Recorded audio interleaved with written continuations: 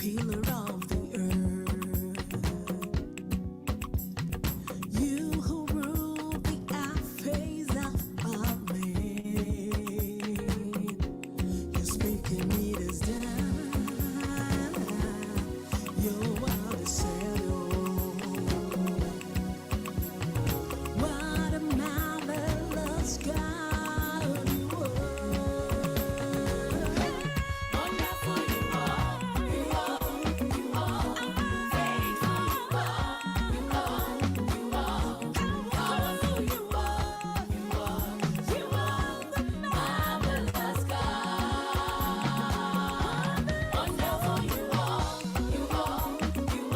faithful you are, powerful you are the marvelous God. Maker of the heaven, pillar of the earth. Oh, you who rule the face of the man.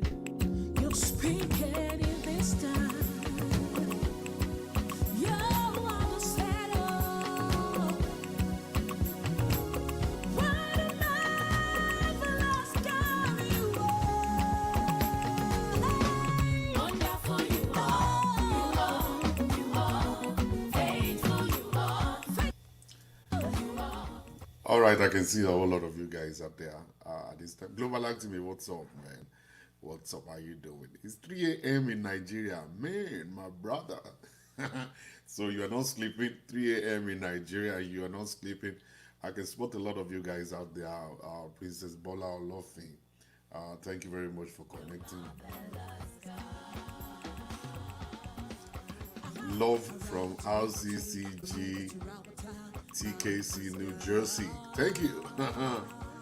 All right, guys. I can spot Jesu Loba out there. Are you today? Olaguju, how you doing, my sister? All right, thank you very much, everybody, for coming. I just want to quickly just lay a little foundation tonight. I just got back. I just got back. Oh my God. Let's enjoy this music first, and I'll be back with you.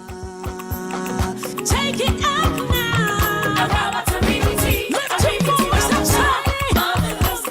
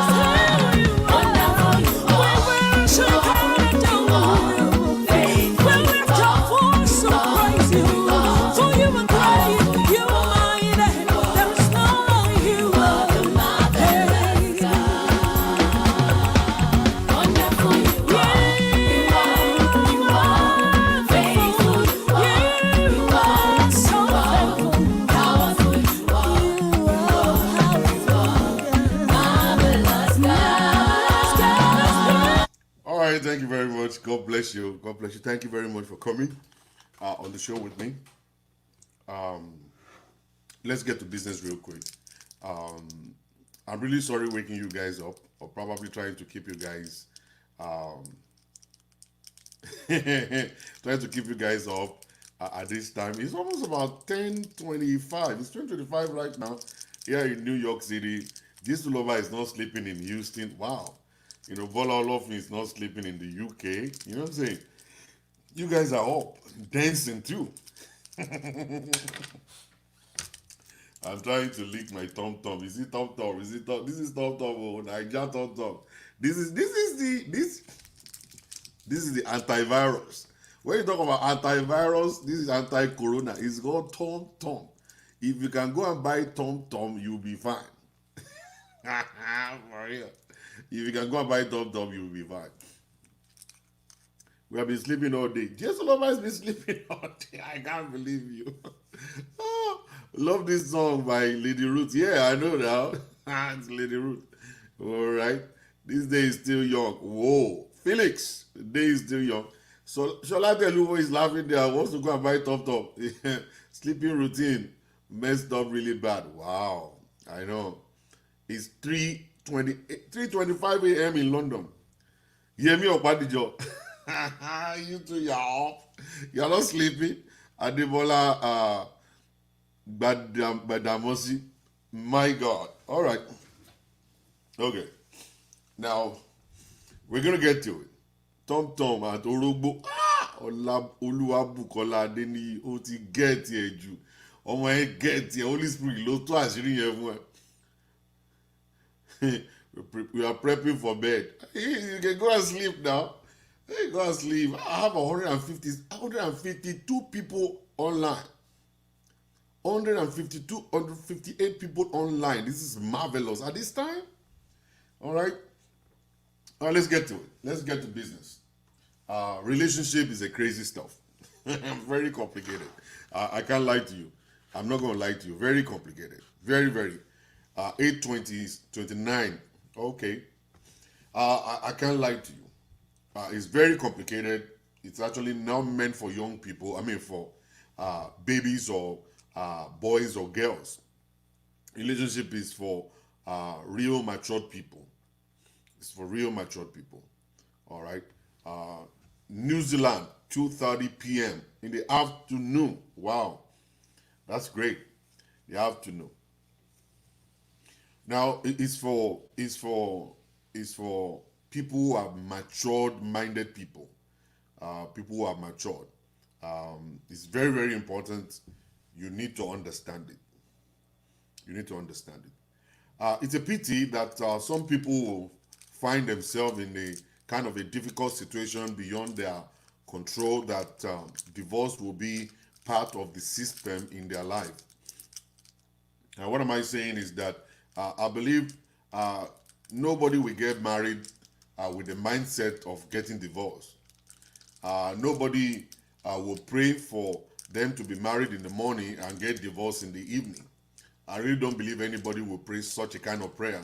But if you know anybody who is actually into that, just let me know. But I don't really believe anybody will be interested in getting married in the morning and then getting divorced later in the evening. We all entered into marriage with the mindset of staying in there until death do us part. Even though some people believe that until death do us part is not written in the Bible, but the Bible made us to understand that the wife that you're getting married to, you be together with the person until you die. All right? So that's the scripture. That's the word of God.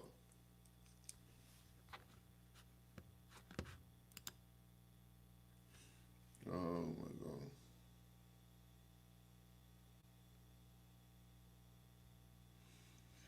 Well, there is this Oluwatowa Fayoyin posting a link there. Don't let me block you.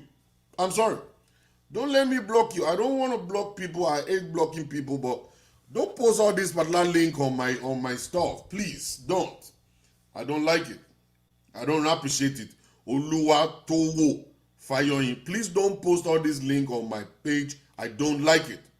And if you do, if you don't understand it and you do again, I'm going to block you. I'm really sorry. I don't want to be rude, but you are actually insulting me right now. You are disrespecting me right this moment.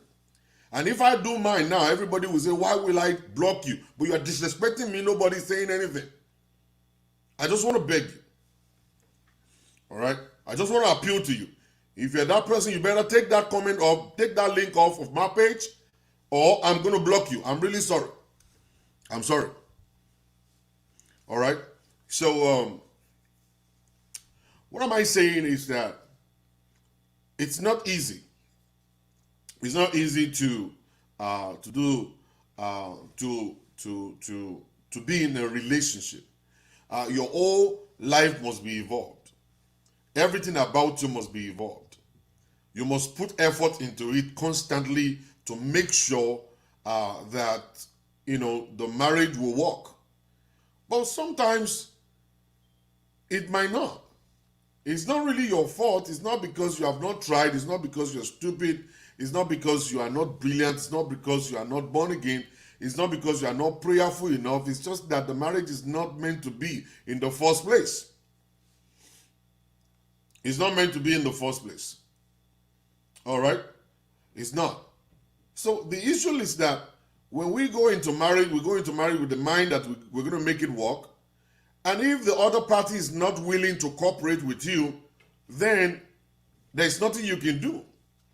I was chatting with somebody today, and I said, the person actually forwarded a video to me that a woman who, the husband left her, and then now she's regretting, and she's saying that other women should be aware that majority of the issue going on in marriage and the reason why people are divorced today is because of women. And I said, I'm really sorry, I actually disagree with that. My own view about this stuff, based on my experience for a long year, of many years now, I've counseled over 4,500 people, couples. 85% of them, the issues going on in relationship, they're caused by men. Men that don't want to work, lazy men. Men that want to cheat. They want to have multiple sex partners. They don't care. Men that are abusive.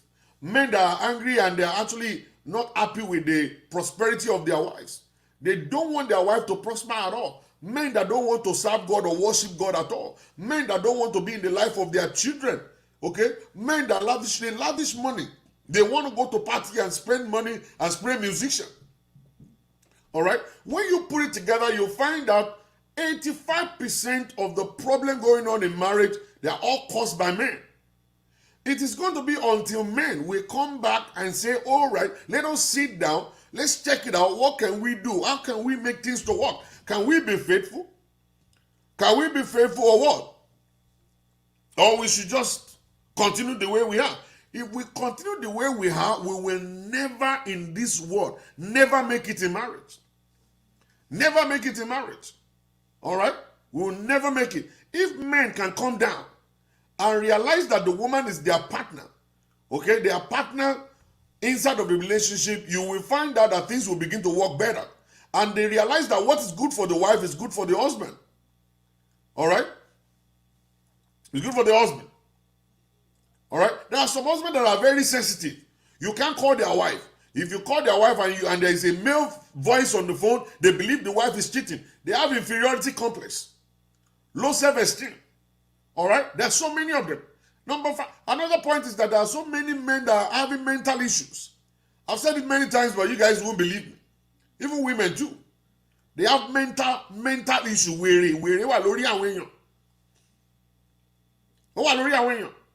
That there's nothing you can say. They won't understand you because their head is not correct. There's something missing inside their head. Something is missing inside their head. And the head is not correct. If they refuse to go for mental evaluation, they will continue to beat that woman until they will beat the woman to death. Until they will. And there's some women too. Woman will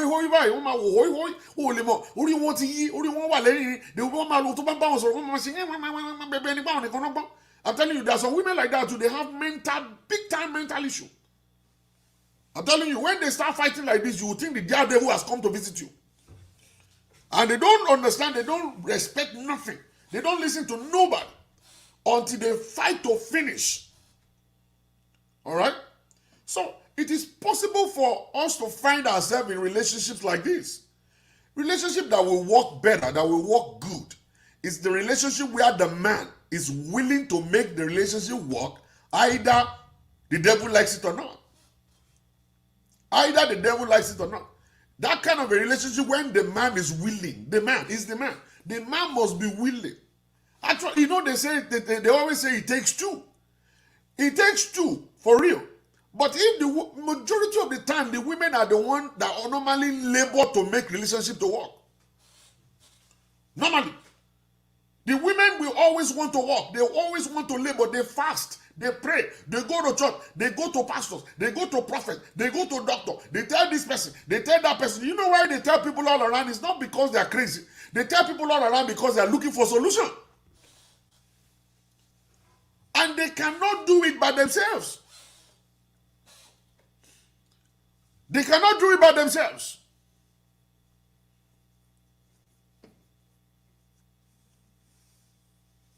You know, they cannot do it by themselves. No. So for the marriage to work well, for everything to work better, the man must be interested in laboring with the wife. Majority of our men will say, there's no problem in the marriage. There's no problem in the marriage. How do you know there's no problem in the marriage? Have you taken your time to sit down and listen to the complaint of your wife? Have you taken time to listen to the complaint of your husband? Why will you say there is no problem in the marriage? Because you guys are waking up in the morning and you are still having sex doesn't mean that there is no problem in the marriage. The woman is suffering emotionally. The woman is suffering financially. The woman is suffering in every corner of her life. She's thinking about her future. She's thinking about her children. She's thinking about her life. She's thinking about what will happen tomorrow. And you're saying, we're fine, we're fine. I don't need anybody to teach me how to do my marriage. I don't need nobody to teach me how to be a man. I don't need nobody to teach me whatever. And that is what you are still saying. And that's why you guys refuse to go for counseling. That's why you guys have not gone on vacation yet. That's why you guys don't even go to church to pray. That's why you guys don't wake up in the morning to pray together.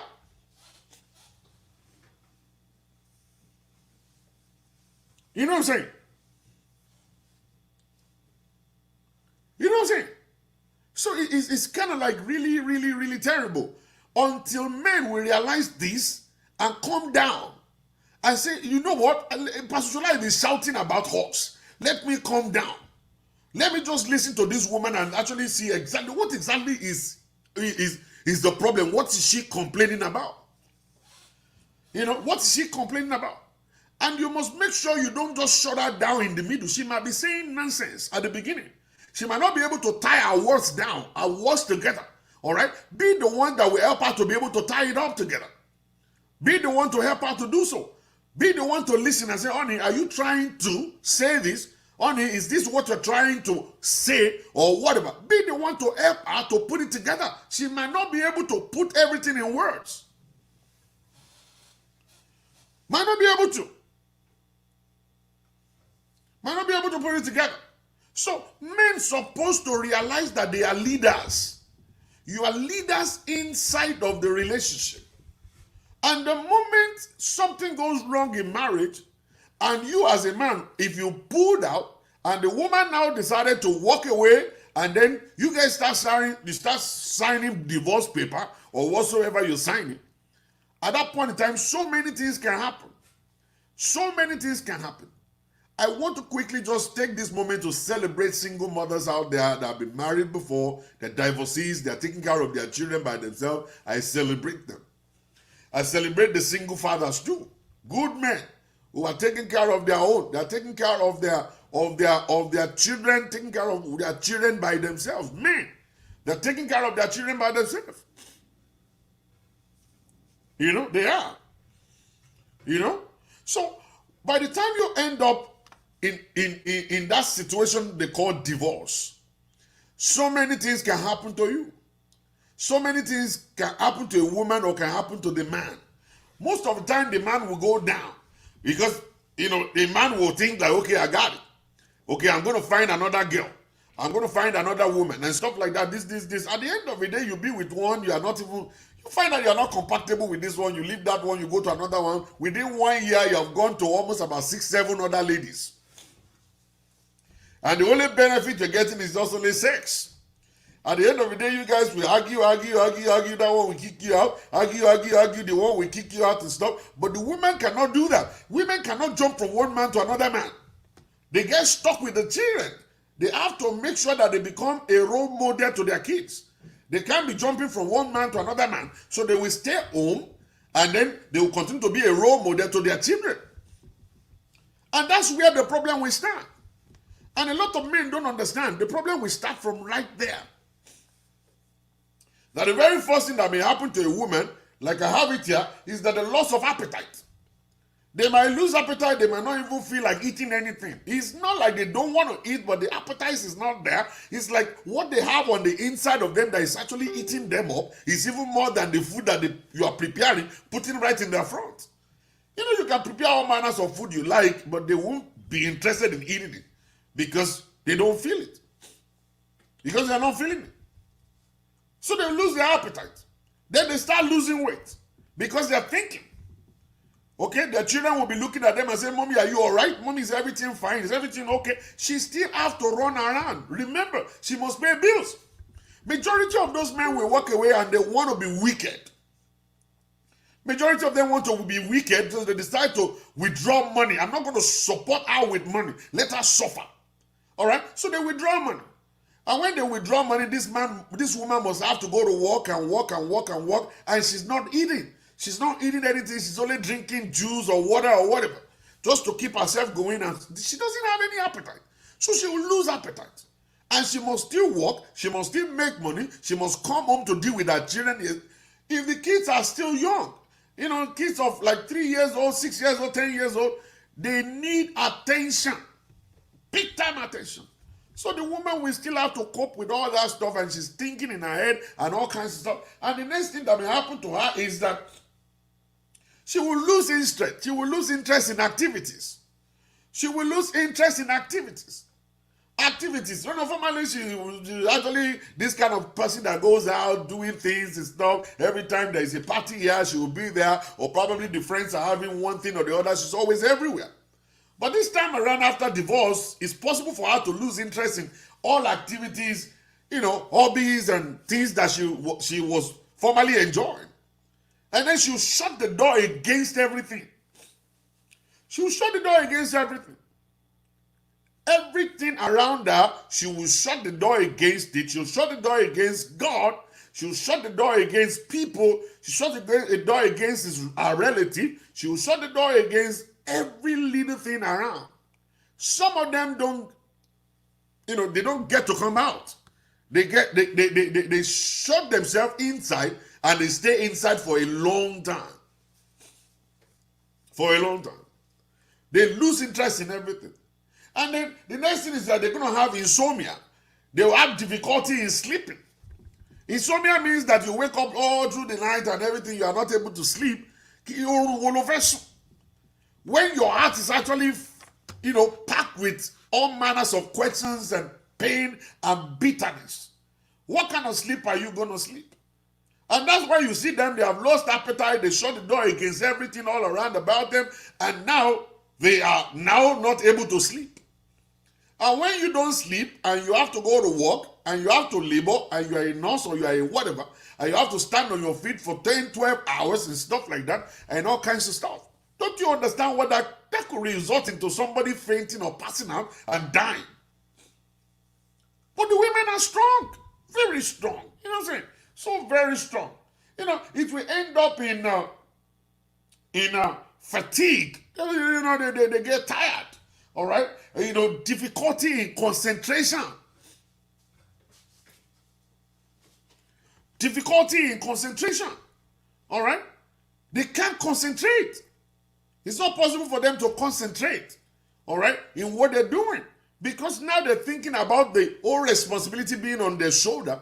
They're thinking about the children. They're thinking about food. They're thinking about mortgage. They're thinking about the car. They're thinking about every little thing. All right? So they might not be able to concentrate. Many of them will just stop going to school for the meantime because school is not even what is necessary right now. They're trying to locate themselves. Then the feeling of helplessness will come in. Like, okay, you know, nobody can help me. I don't think I can help myself. All right? And nothing all around me is actually talking about any help at all. No, nothing's talking about any help. I mean, you know, in the society where we come from, a divorcee don't have a voice. A divorcee don't have a voice, especially when you are a woman. For the man is different. For the woman is worse. For the man is different. For the woman is worse. In the society we have, a woman don't have a voice. At the end of the day, the church that's supposed to stand by them will not stand by them. The church will crucify them. The friends are going to come up with all manners of stories about them and they start making fun of them, making jest of them. Understand? The people they have offended before will now use that opportunity now to get them back.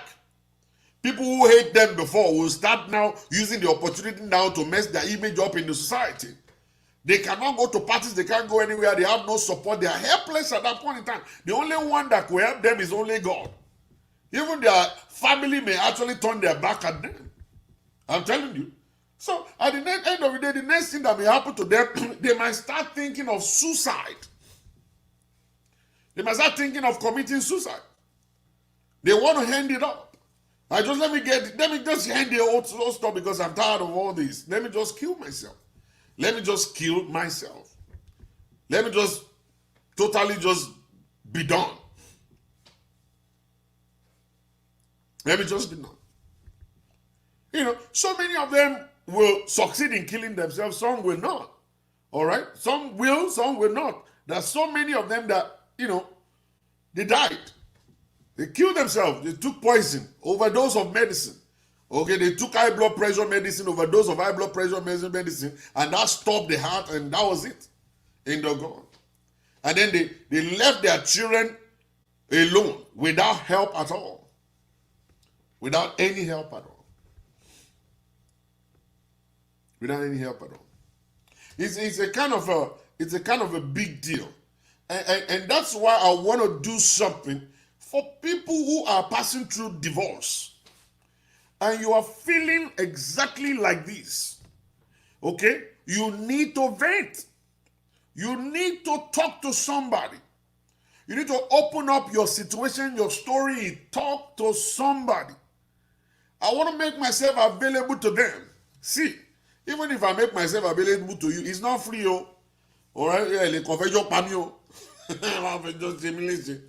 not free. You are going to pay my fee. I want you guys to be able to speak out. Talk. You see, when you talk and you vent, it will relieve you. It will relieve you. You will be able to see clearly. Someone that is outside of your situation will be able to see what you're going through and how to help you to get back on your feet. On your feet. To get back on your feet. All right? Somebody is saying God is free. Am I talking about God here? Am I talking about me praying for somebody here? Am I charging you for prayer? Am I charging you for anything? This is what I do. This is my job. Doctors will collect money from you when you go to the hospital. Why don't you say God is free there? All right? I don't understand Nigerians, man. I don't want to be going to that level of Nigerians being very funny. The way we reason. I don't understand our ways of reasoning. I don't understand our ways of reasoning at all. It's actually very backward. God is free. What are you talking? God is free.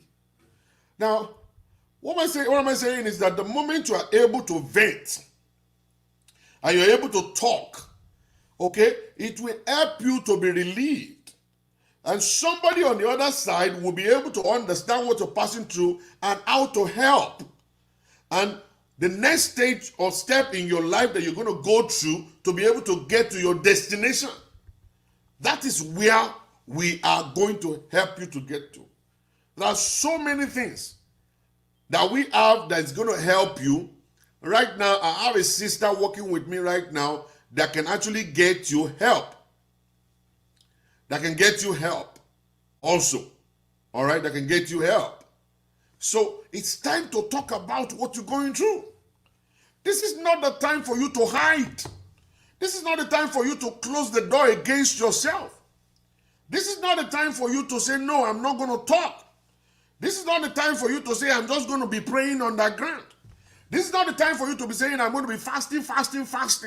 This is the time for you to speak out. Let me tell you something. People are dying secretly. You don't know. They die. They go to sleep and they don't wake up anymore. So many people, they have been disorganized. All because of divorce. The pain of divorce. The one for the men is actually worse than that of a woman. All right? They go down, boom, just all the way to the ground in no time. Because they're still in love with their wife, and the wife is like, oh, I don't want you anymore. They get kicked out of the house, and that's it. And at the end of the day, that's the whole thing. They're gone.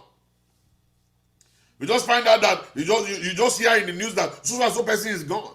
What happened to the person? He's just gone. He's just gone. Many of those men will remarry. At the end of the day, they remarry to someone that is actually not that kind of a person that they need. And at the end of the day, that one will show them pepper again, and then they move out, or maybe they just kill themselves there. Men commit suicide more than women. Men, they commit suicide more than women. Well, in Nigeria, they don't agree with divorce anyway. In Nigeria, people don't agree with divorce. The kind of divorce they agree with is you being carried out of that relationship in casket. That's what they believe. They let them kill you.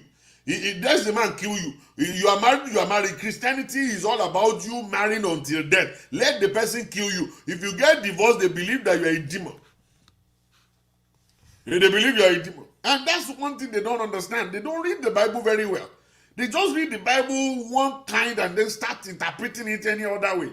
One of them attacked me today, and I said, okay, can we engage? Can we talk? And after we finished talking, I told you, oh, I didn't know it's like that. Why will you know it's like that?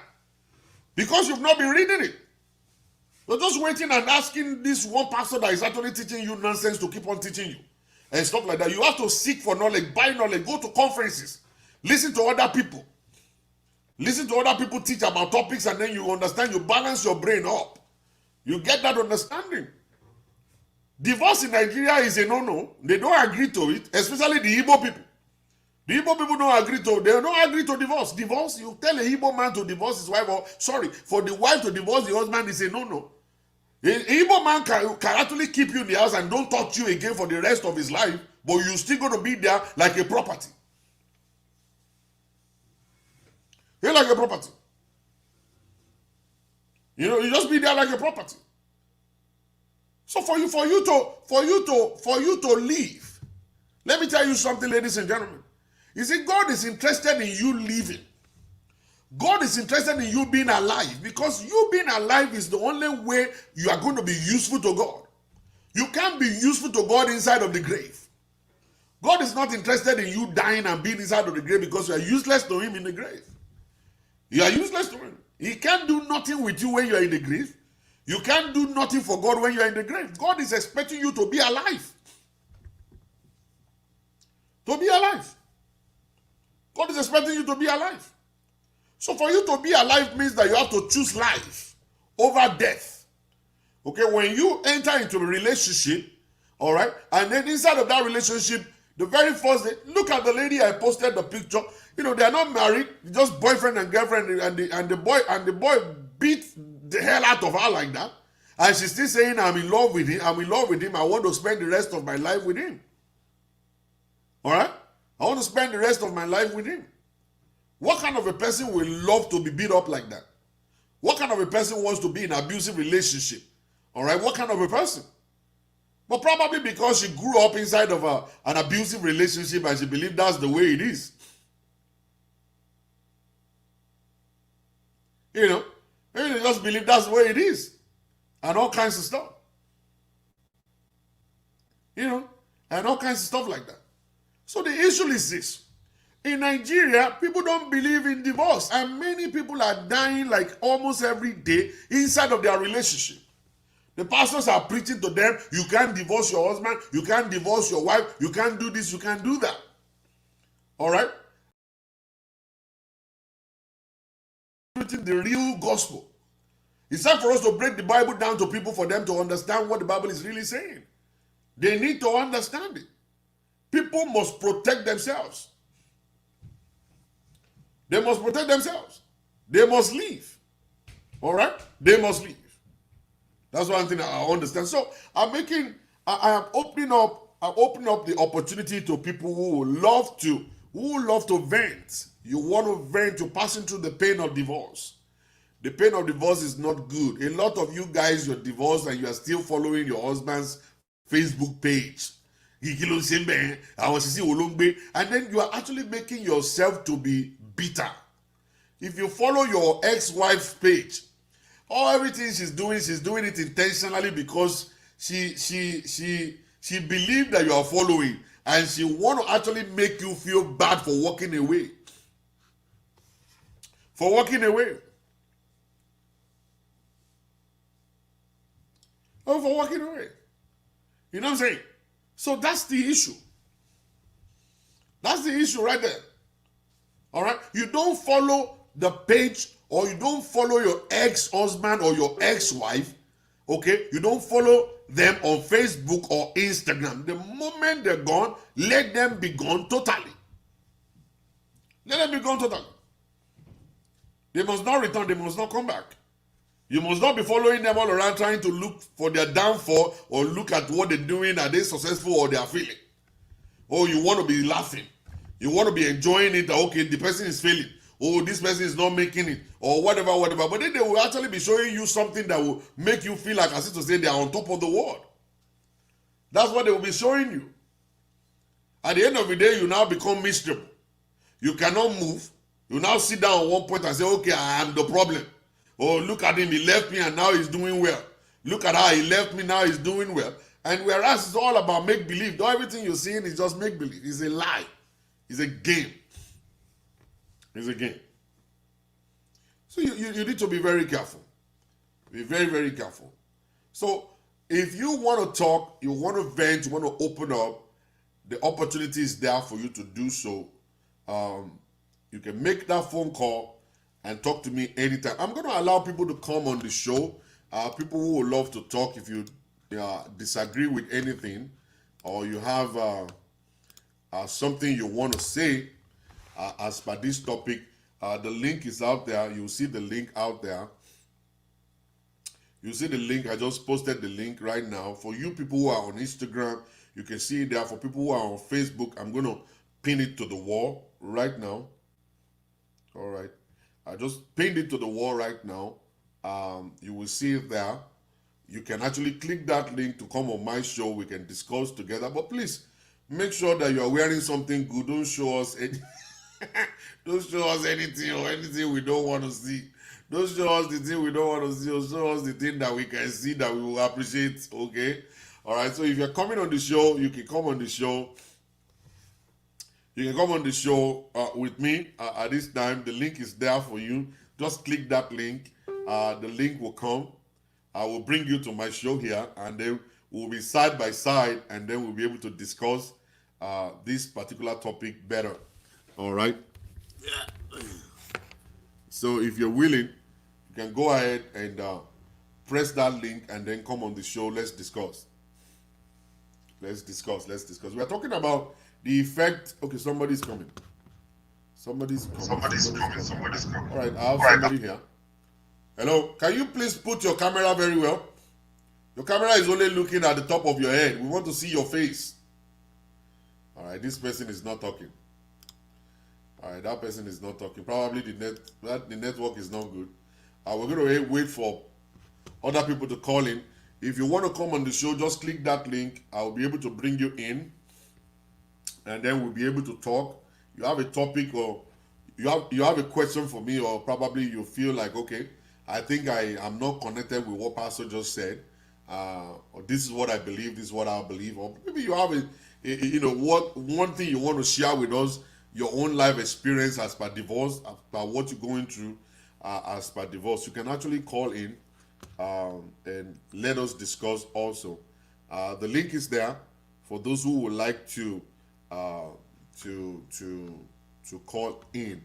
Let me read this post right here. Pastor Jola, you are so right. Loved ones will decide to make you feel unloved, unwanted, and worthless. At the end of it all, you will feel left alone, depressed, and suicide becomes inevitable. That's true, my sister. That's true. Let's see this one too. No. This one. Those people need to be empowered to make the right decisions.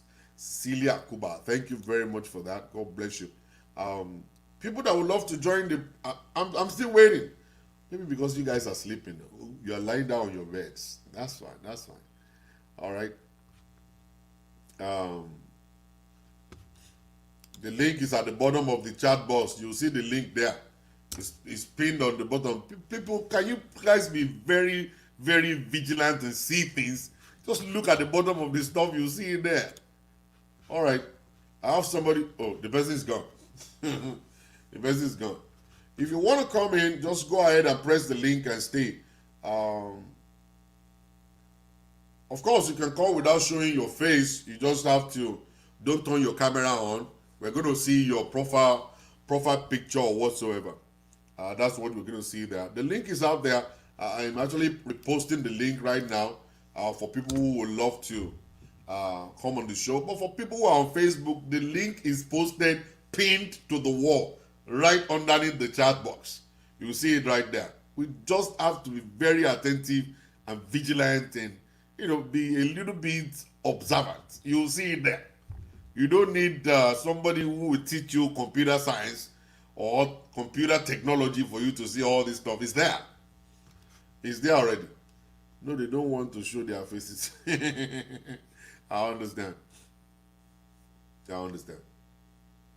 So the link is there for people who would love to call in, to discuss. Can we call? No WhatsApp. No WhatsApp. All right, I have somebody here. I'm not sure, maybe this person will. Hello, can you hear me? Yeah. Hello? I can hear you very well. All right, I can hear you too. All right? So you have a contribution. Hello? Are you not hearing me again? That person is gone. Let's go to this person here. Hello? Hello. How are you doing today? Good. All right, you have a contribution? Yes, please. Go ahead. From my own experience, the worst experience is to be in an abusive relationship or a relationship where you are. The best thing is out of that relationship because it could lead to death, sickness, and when you are in such a relationship, you can't find your reason. You can't do anything good in life. If I repeated speaking your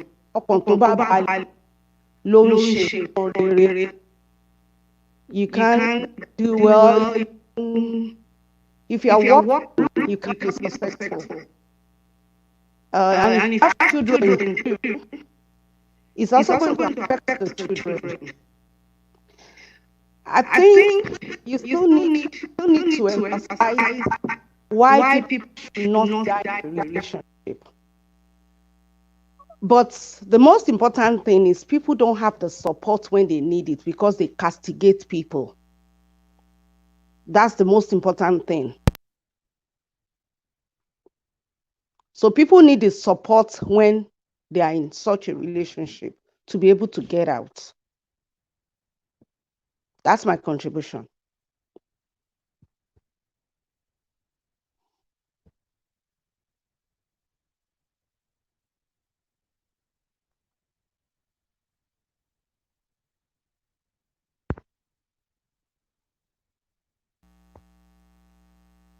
Oh, God.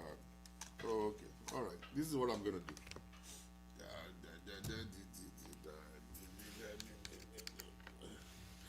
Hello, madam. Can you hear me? Yes, I can. Where are you connecting from?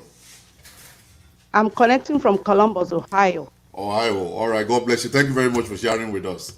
All right. God bless you, man. Bye-bye. All right. Let's go to my brother here, Femi Owolabi. How you doing? I'm all right, sir. Thank you for the opportunity, Pastor. We really appreciate what you're doing. We thank God. And this is this kind of support system that we're lacking in our society.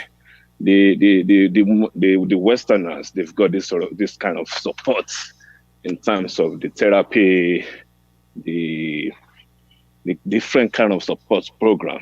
But unfortunately, we from Africa, we don't have that kind of a support, and I want to thank you for bringing this kind of support to our society. The issue of divorce is there are so many factors that contribute to divorce, but definitely 100%. If anyone is going through abusive relationship or marriage, I was listening to watching a video by the former wife of Oluwo of Iwo, the ex-wife, and I was so surprised at what she was saying that she went through during the marriage, and it's so shocking that people are still able to continue and live in that kind of an environment. Marriage is a partnership. If both parties are not ready to partner, then what are you doing there? And it's unfortunate that the society, how our background has created this problem right from so many years ago. But it's high time that people start to change it.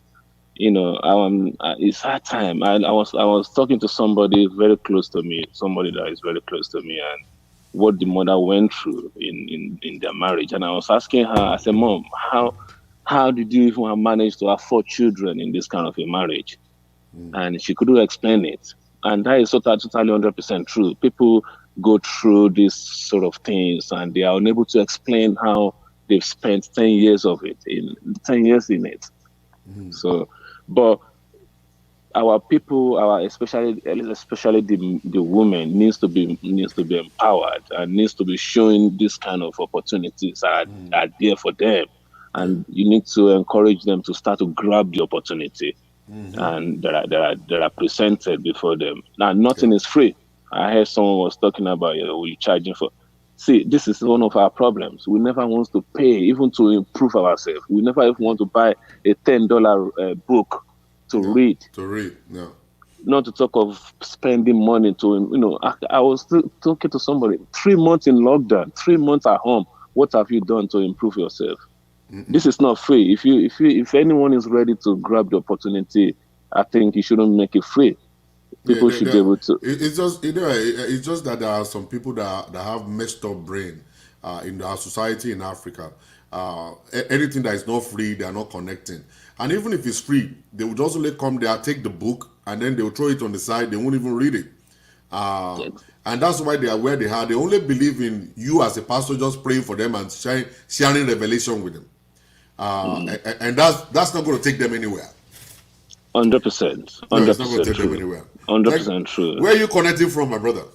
I'm in the UK. Around 4 o'clock in the UK. And you are working, right? You're at work right now? Yes, I'm at work. Wow. All right, man. Thank you very much for connecting with us. God bless you. Thank you, sir. All Thank right. you, sir. Yeah. All right, we have another person here. This person is not showing the face. Olawumi Akinola.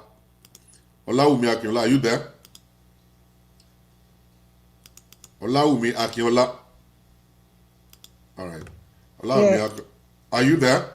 Yes, All right, you want to good contribute on evening. the show? Good evening. Actually, I really don't have much to say. I just want to commend you for your good work.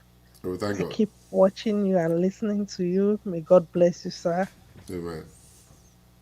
And may God help all the old marriages, because I believe all these crises, even the ones happening in the world, is being caused by the devil. So Yeah, we should just keep praying and asking God to help us. we thank God. We will. Yeah, maybe you are married or single, you still face one trouble or the other, So the safest place to be in the world is with Christ. Yeah. That's all, Yes, ma'am. Okay, sir. Thank you very much. Thank you. God bless you. When you're passing through divorce, you can actually use that moment of divorce to actually upgrade yourself. I'm going to teach you all that. You can upgrade yourself as you're passing through divorce. You're going to make yourself better. You're going to become a better person. You're going to become a better personality. Okay? You're going to actually become more educated. You're going to be more blessed.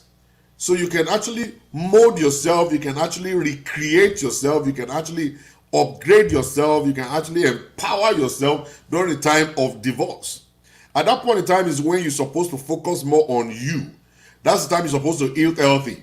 Okay, you don't just eat any kind of stuff. That's the time you're supposed to take your medication on time. You're supposed to go and exercise. That's the time you're supposed to see your therapist. That's the time you're supposed to go for your counseling session. That's the time for you to now sign up for classes. That is the time for you to do your own. You're supposed to focus on me. Focus on yourself. It's not the time for you to grieve. It's not a time for you to mourn. It's not a time for you to cry. It's not a time to feel bad. It's not a time for you to look at yourself and say you are not good. It's a time for you to accept your condition. Okay, accept that new status. What's your new name? I'm a divorcee. All right, we have somebody, Queen Little. Let's take Queen Little. Hello. Hello, good evening, Pastor Shola. Good evening. How are you doing? Very well, thank you. Okay. I just wanted to say thank you very much for what you do. Yeah. And we thank God. Anyway, I will just quickly share a quick testimony of my testimony. Yeah, a quick story. A quick story of mine. All right, go ahead. I am actually divorced right now. Been going 3 years now going. Okay. And my situation wasn't like, the battered woman situation.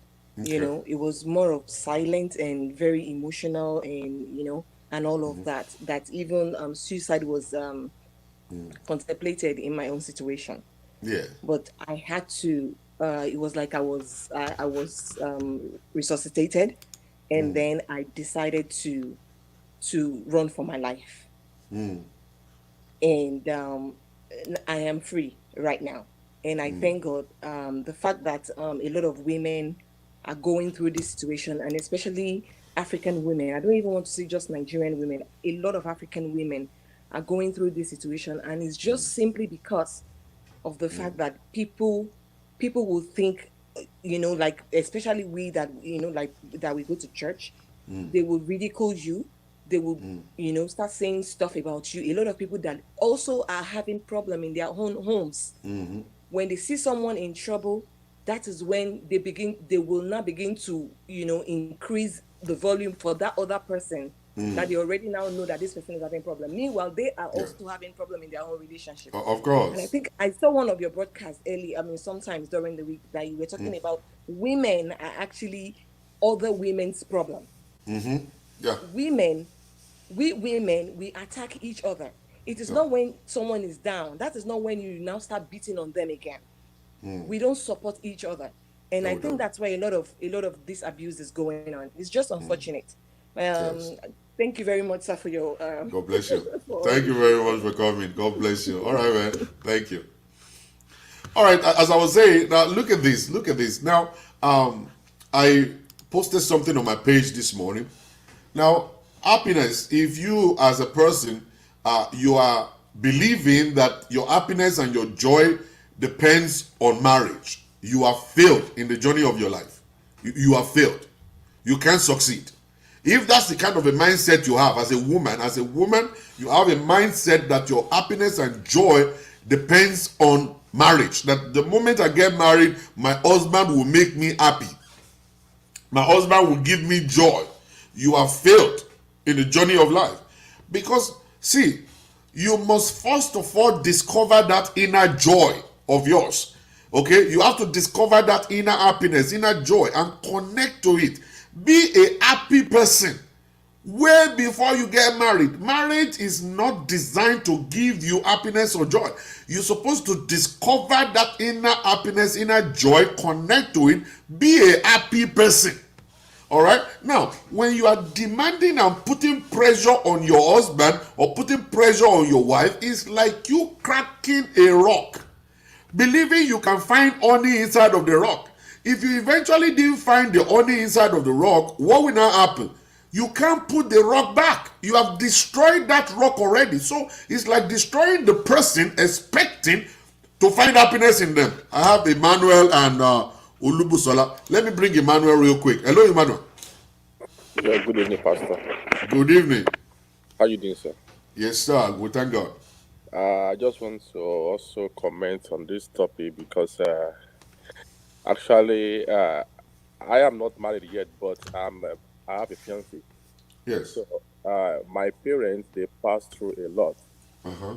So in fact, I cannot even start saying it because I can. My mom experienced a lot of difficulties, a lot of pains when it comes to situations in marriage like this.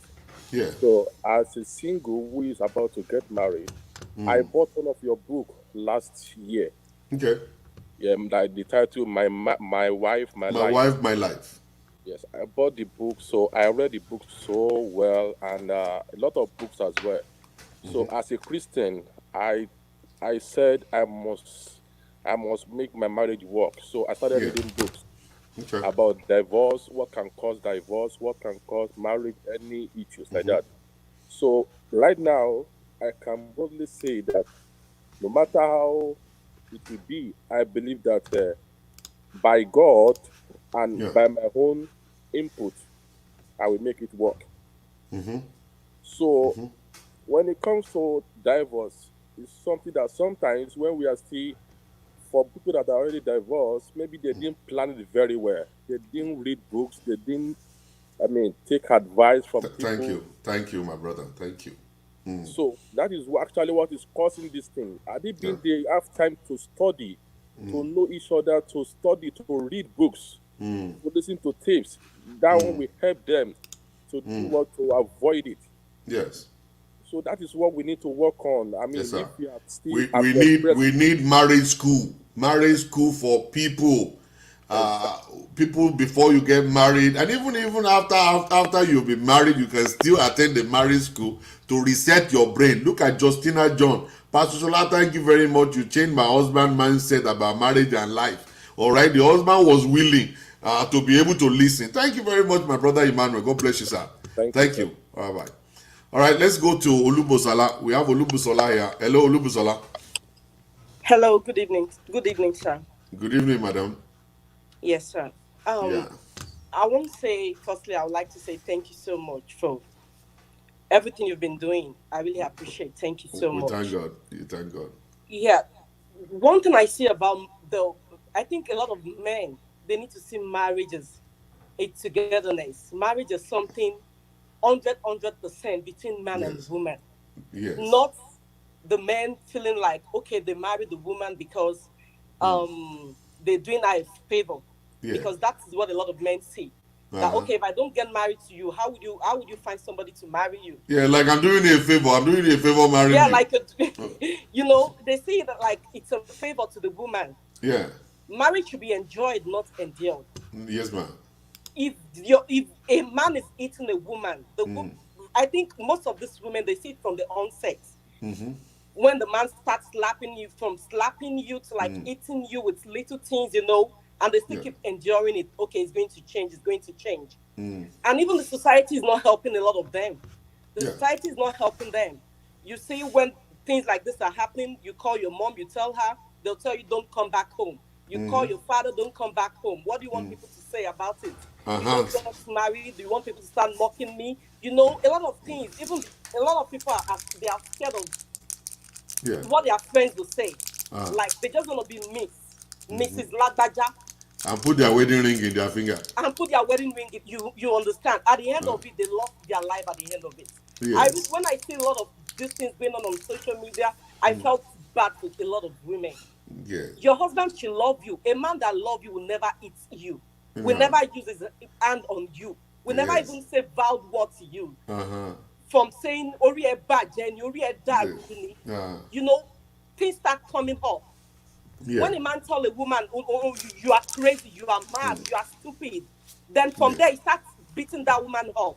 And the woman keep enduring. And what the other thing I see about things like this are a lot Yeah. of women, a lot of women out there, they are not self-independent. They Yes. depend on the men. On the man. So when they move out, they start thinking of, okay, how do I start afresh? I know.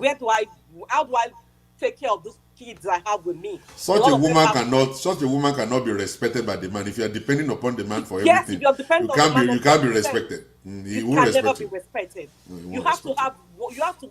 earn something for yourself. You have to have a living for yourself. You don't depend on men.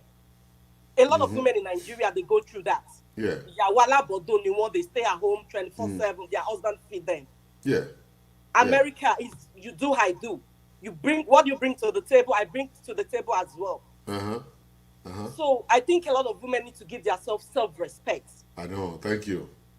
Self-respect is very, very important. You have to look for, as in, go outside the box, get something doing. Yeah. Get a job. If you can't find a job, learn a trade. Yeah. There are so many things to do outside there that you can do to earn a living for yourself. Don't be a sub-independent. Don't be a man independent. Don't depend on the man. So if you don't depend on the man, if the man bring bullshit to you, you fly up. You can leave him at any time. Even the man will be scared that this lady can leave me at any time because she's rich, she has money, she's she's okay on her own. You'll be scared to hit you for anything. So I just pray. I believe that God Almighty will restore marriages. And let this men believe that marriage is not just something that you are doing a woman a favor. Thank you. Thank you. Thank God bless you, so madam. much, sir. All right, man. Yes, God sir. bless you. All right. Now let's go to Cecilia Akuba. Cecilia Akuba, how are you doing today?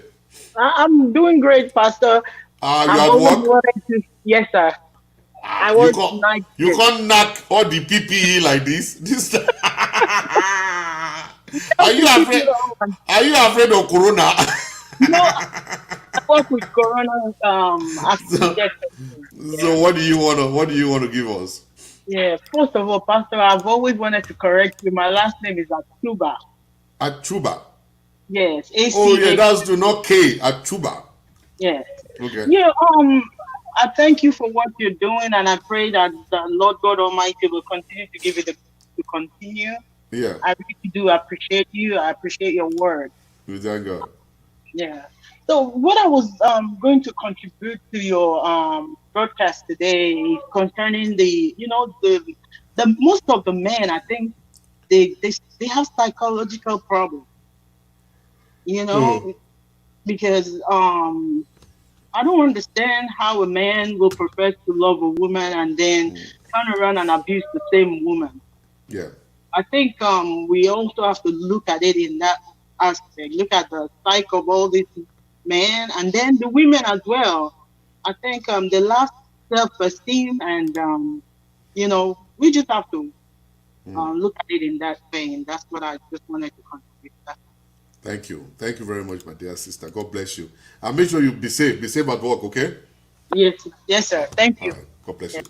Now I saw somebody asked a question that we've been answering for so long, that is divorce biblical. I have a book with me here. This is one of my books. Stay Alive and Do It Again. Divorce is biblical. Divorce is biblical. I'm only going to give you a point for you to be able to know it. If your pastor is not showing you the correct thing, I want to show you the correct thing today. All right? I've been saying this many times, probably because you are new on the network. That's why you do not know. If you go, make sure you read New Living Translation Bible. New Living Translation Bible all the time. So many of you guys always want to read the King James Version. And the King James Version, the English is not something you can actually really understand. And that's why you have to go to those new Bible translations that they're just doing right now. The English is actually very easy to understand. It's today's English. All right? Now, when you open to the book of Matthew chapter 19 verse 9, this is a popular verse here, a very popular verse. We all know it. Matthew 19:9. We always quote that scripture. Now the Bible says here, I'm going to read it gradually so that you can get it. Tola Abodunde, please can you hold on there? I will be with you very soon. I just want to finish this real quick before we go. Now, let me read it line by line so you understand. The Bible says here, I tell you this, whoever divorces his wife and remarries someone else commit adultery unless his wife has been unfaithful. That means there is a ground for divorce if there is sexual immorality. Number one, means that you can divorce your wife. Number two, it means you can remarry. Number one, it means if there is sexual immorality, you can divorce your wife. The grant of divorce is right there. All right. Number two, you can as well remarry. You can remarry if that condition is met. That's why the Bible says, I tell you this, whosoever divorces his wife and remarries someone else have committed adultery. But if that condition is fulfilled, as in, unless the wife has been unfaithful, there is a grant for divorce. Some people will ask me, how about forgiveness? I say, yeah. Now, if that wife is willing, if that man is willing to forgive the wife, good. You can go ahead and do so. If that woman is willing to forgive the man, yeah, you can go ahead and do so. All right? You can forgive. If you want to practice forgiveness, there's nobody stopping you from practicing forgiveness. But if the woman is not able to take it, or the man is not able to take it, you have the right to divorce that woman or divorce that man and remarry. All right, that's the New Living Translation. Go and read it. It's not my Bible. I didn't write it. Go and read it. You too, you have New Living Translation with you. Open it and read it yourself. Open it and read it yourself. I really don't have time. I could have taken you to other Bible verses all over for you to see what Bible is talking about divorce. All right. Okay. I think my caller is no longer there.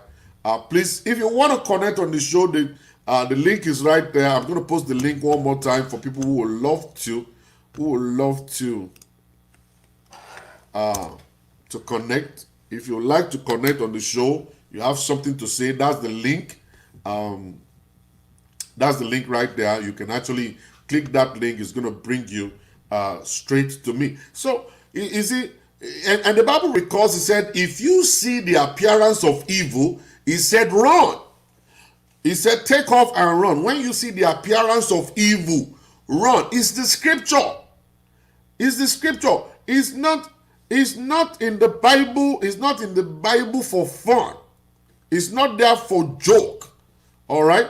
It's not there for fun. It's not there for joke. You need to understand it. If you see the appearance of evil, it said run. So when you read the Bible, read it with understanding. All right? It also applies to men. A man who is unfaithful. Yeah, you're correct. God's love. You're very, very correct. You know what I'm saying? So it's very, very correct. If a man is committing adultery, you have the right to divorce him.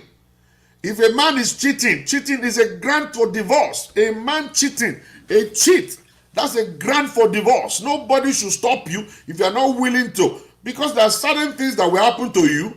You can actually, it can give you HIV and then you'll be dead. Can you please turn your computer off, please? Tola Abodunde. Hello? Hello. Yes, you have a contribution, ma'am. Yes, sir. Good evening, sir. Go ahead. Yeah.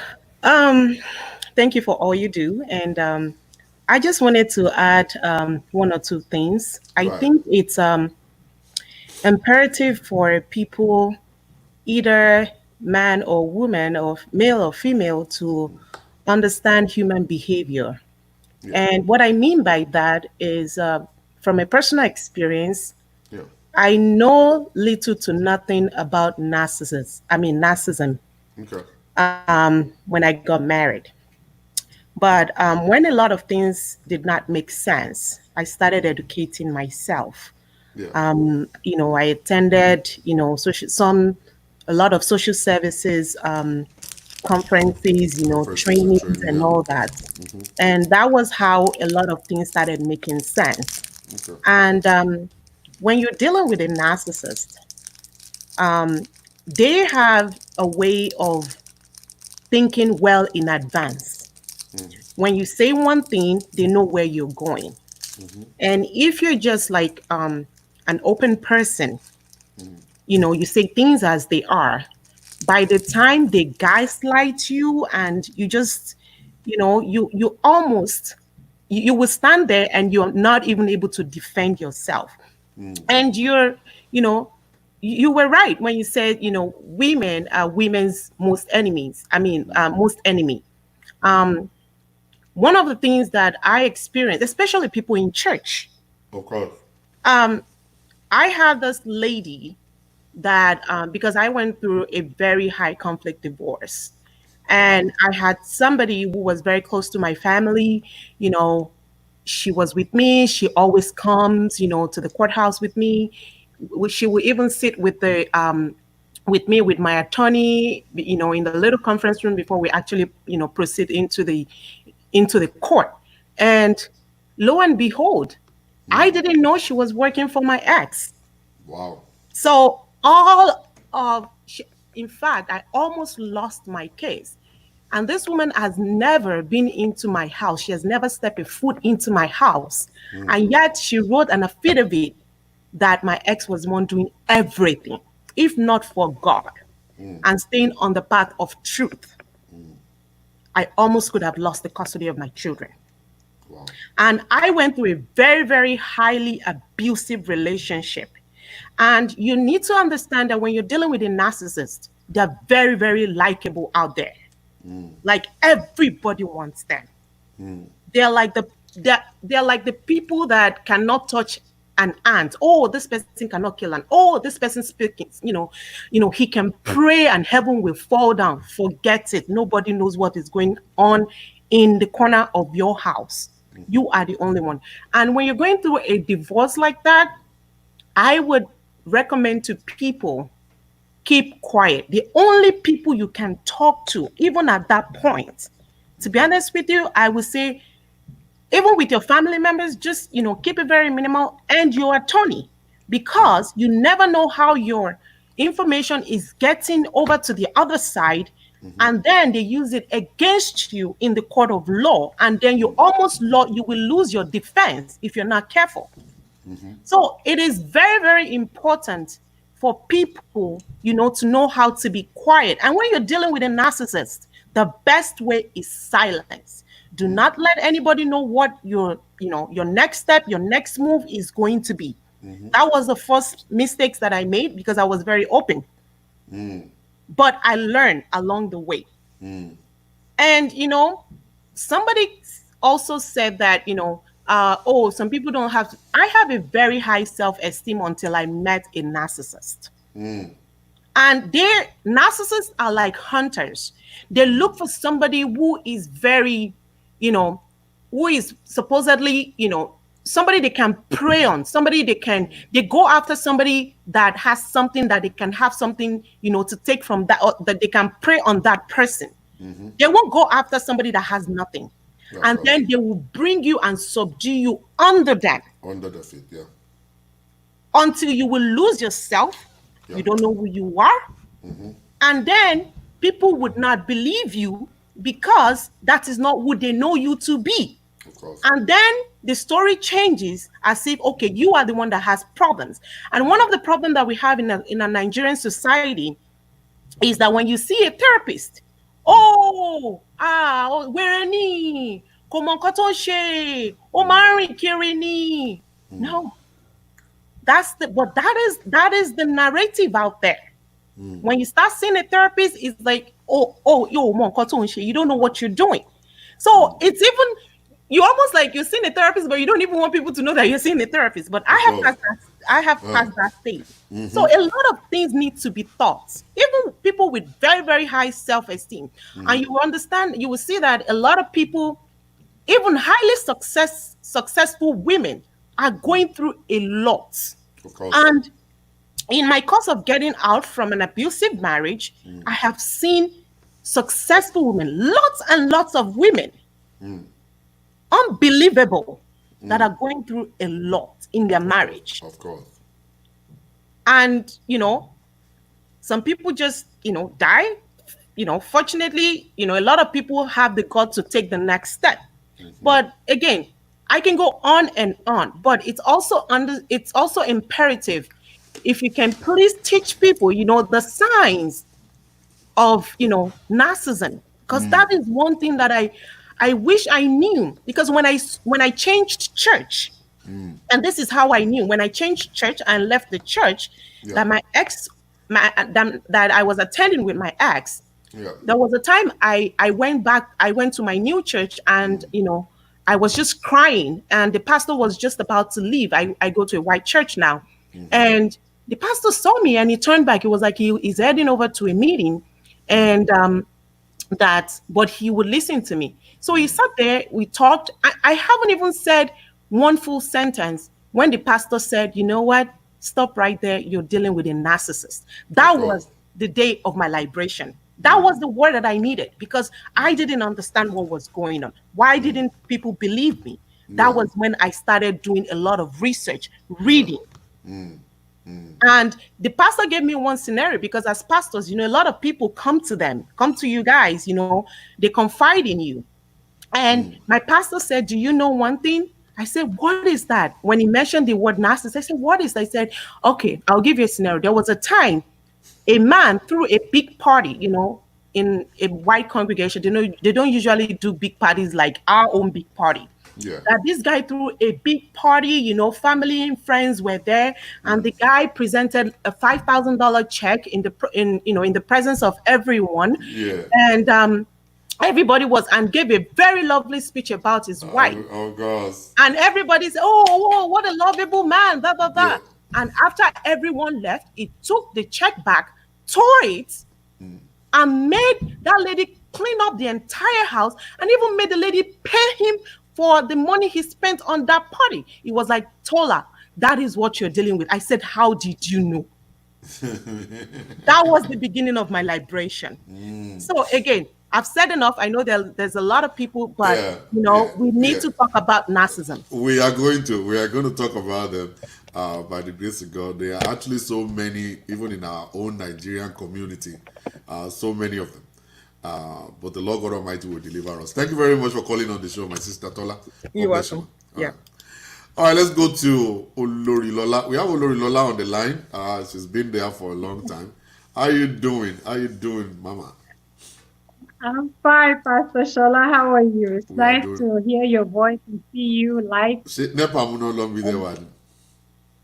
No, I turned the back lights off so they can see my face. All right, I'm just looking out for you, so that NEPA won't take your light too.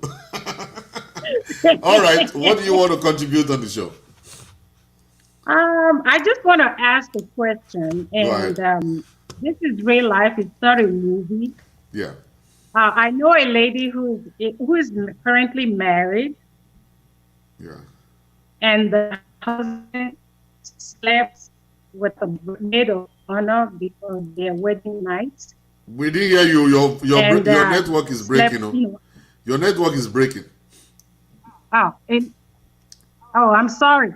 Can you hear me now? We can hear you now. Okay. The man slept with the maid of honor the night of their wedding. You mean the husband? And then thereafter, the groom. Yeah, the husband. The groom.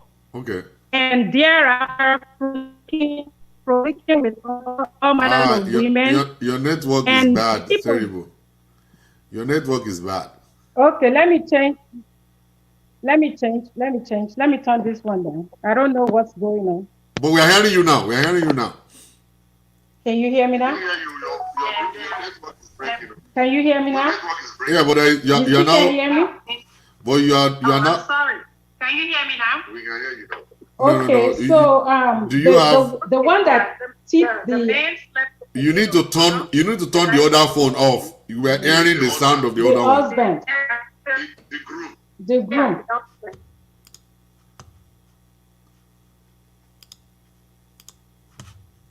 Olori, wherever you are, if you are listening to me right now, what you need to do is don't use the two phones. We are hearing the other sound. So turn the other phone off. We only need one phone. We need only one phone, please. I saw that person saying that I'm encouraging divorce. I'm not encouraging divorce. I'm saving lives. All right? I'm saving lives. I don't know, probably you will feel good. I don't know how you will feel. I want to thank that person who just gave us the $20 Super Blacks. Thank you very much. God bless you. Now, see, I don't know how you will feel wherever you are. If you hear that your daughter has been beat up blind eye today, broken hand tomorrow, broken hip next week, and she's been admitted to the hospital like almost about 14 different times. Will you as a pastor continue to go to your husband's house, or what exactly are you going to say?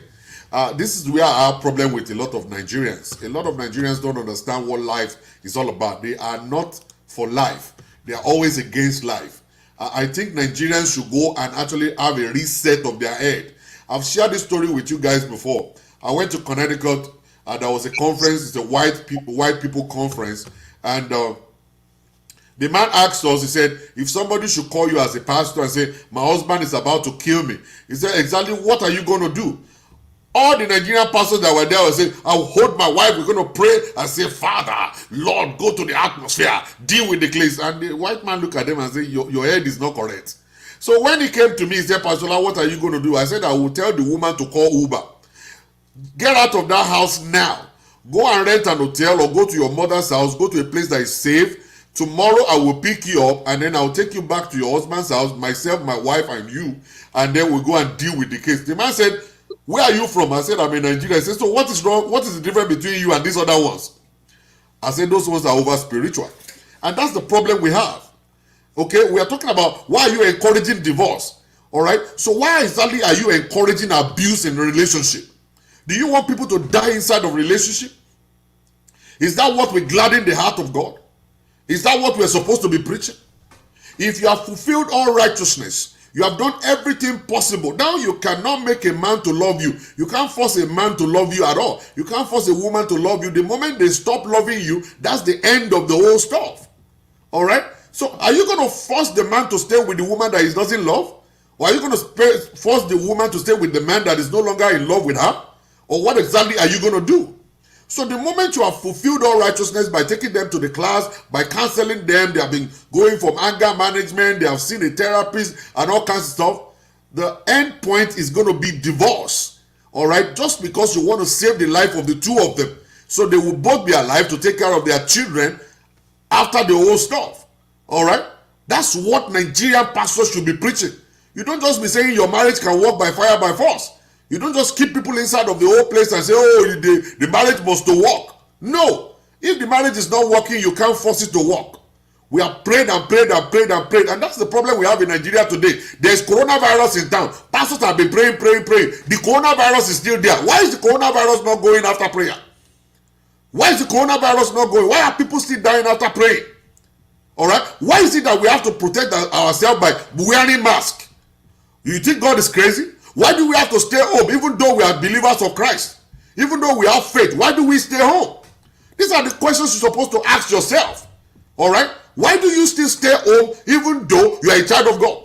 Why can't you go to where corona is and open your nose and let corona enter your nose?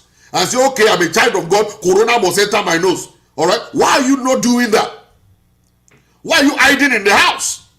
All right? You're supposed to know that God has created us, and then he has given us authority over what we do. All right? He said, "I beseech you, choose the right thing." If you choose the wrong thing, you are going to end up in a bad situation.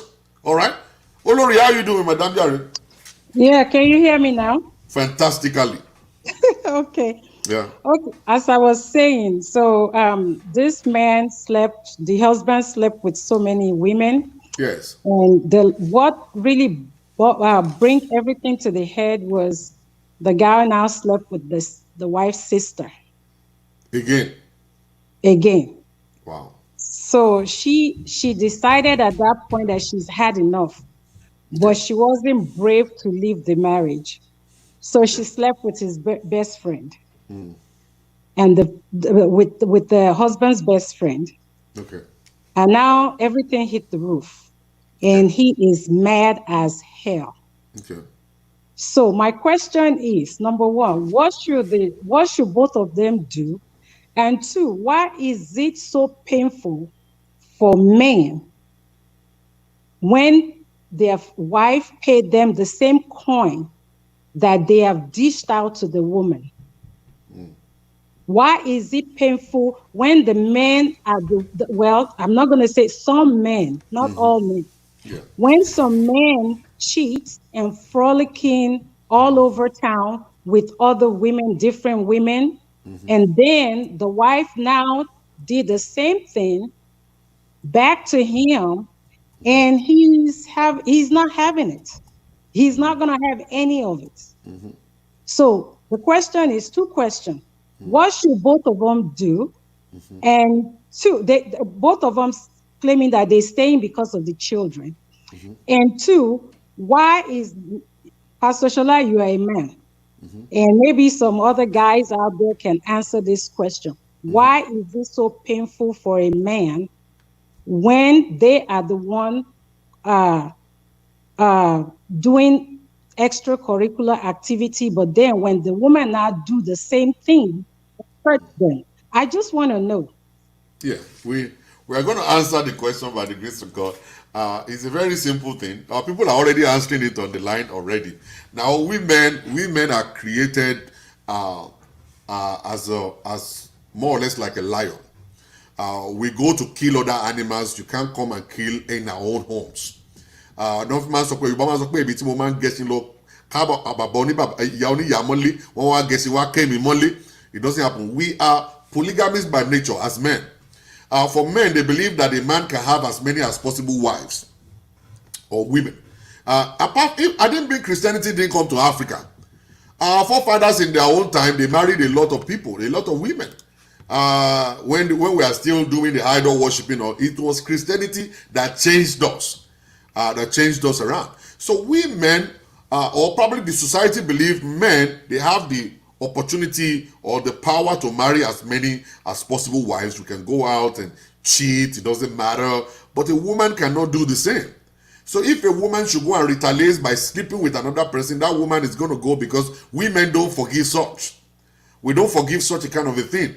And that's why we have been talking all this while. We believe that a woman is a second-class citizen, whereas they are not supposed to be. A man is supposed to be faithful to his wife, regardless of the power God has given to a man. Okay, we have so much power that we choose our wives. A woman cannot choose a husband. All right, we choose our wives. All right, we have so much power that we can actually marry as many as possible wives. All right, and all kinds of stuff. But if you marry one wife, why don't you just stay faithful to that man? The society is contributing to it. The nature of a man is contributing to all this kind of stuff also. So it's a kind of a delicate thing that men, it's impossible for we men to forgive a woman after cheating. It is women can forgive men, but men don't forgive women after cheating. So that's the problem. Is now the nature of man that we need to control. Now there is something they call something temperament, mama, and there is something they call spirit controlled temperament. Now the temperament is what you are created with before. Your natural self. Sometimes you procrastinate, sometimes you lie, sometimes you do this and all kinds of stuff. It's your temperament. But now the spirit controlled temperament means that the Spirit of God can control all those things that you're doing and then convert them to good in the sight of God. So if you as a man can give and submit your life unto Christ, all right, you will find out that it's going to be easy for you to be faithful. It's going to be easy for you to stay with one woman and be faithful to that woman. It's about the Spirit of God connected to your life. A lot of men, they are not connected to God. Actually, like 60 to 70% of men don't know God. So some of us just go to church just because everybody's going. We are not connected to God at all. So the prayer is for God to be able to touch the life of men. We don't forgive if a woman commits such a kind of atrocity against us. Only women can forgive such a kind of thing. We are really sorry. I'm really sorry about it. They have actually turned women to be second-class citizens. They have to take the nonsense. Men don't take nonsense. Only women can take nonsense and stuff. But it's only the women. The women will be the only ones that can fight for themselves. Number one, women must become lover of other women. They must become supporter of other women. When we are talking about stuff, women should stop bringing themselves down. Stand for themselves. Stand for themselves. Fight for themselves also. At the same time, pray together and ask God to touch the life of their husbands and be able to take control of it. That's the only thing that we can have. That's the only thing we can have, man. So, we thank God. Number 2 question. I want your Buruku. Pastor, yeah, you have to address it, so please. Number two question, what should the man and the woman do in this situation? What the woman should do, right?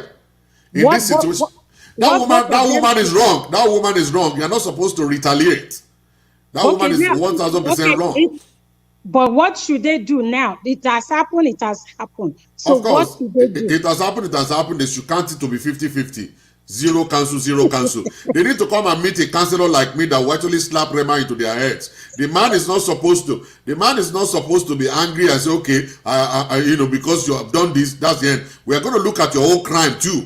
What made you sleep with the bridesmaid? What made you sleep with the sister?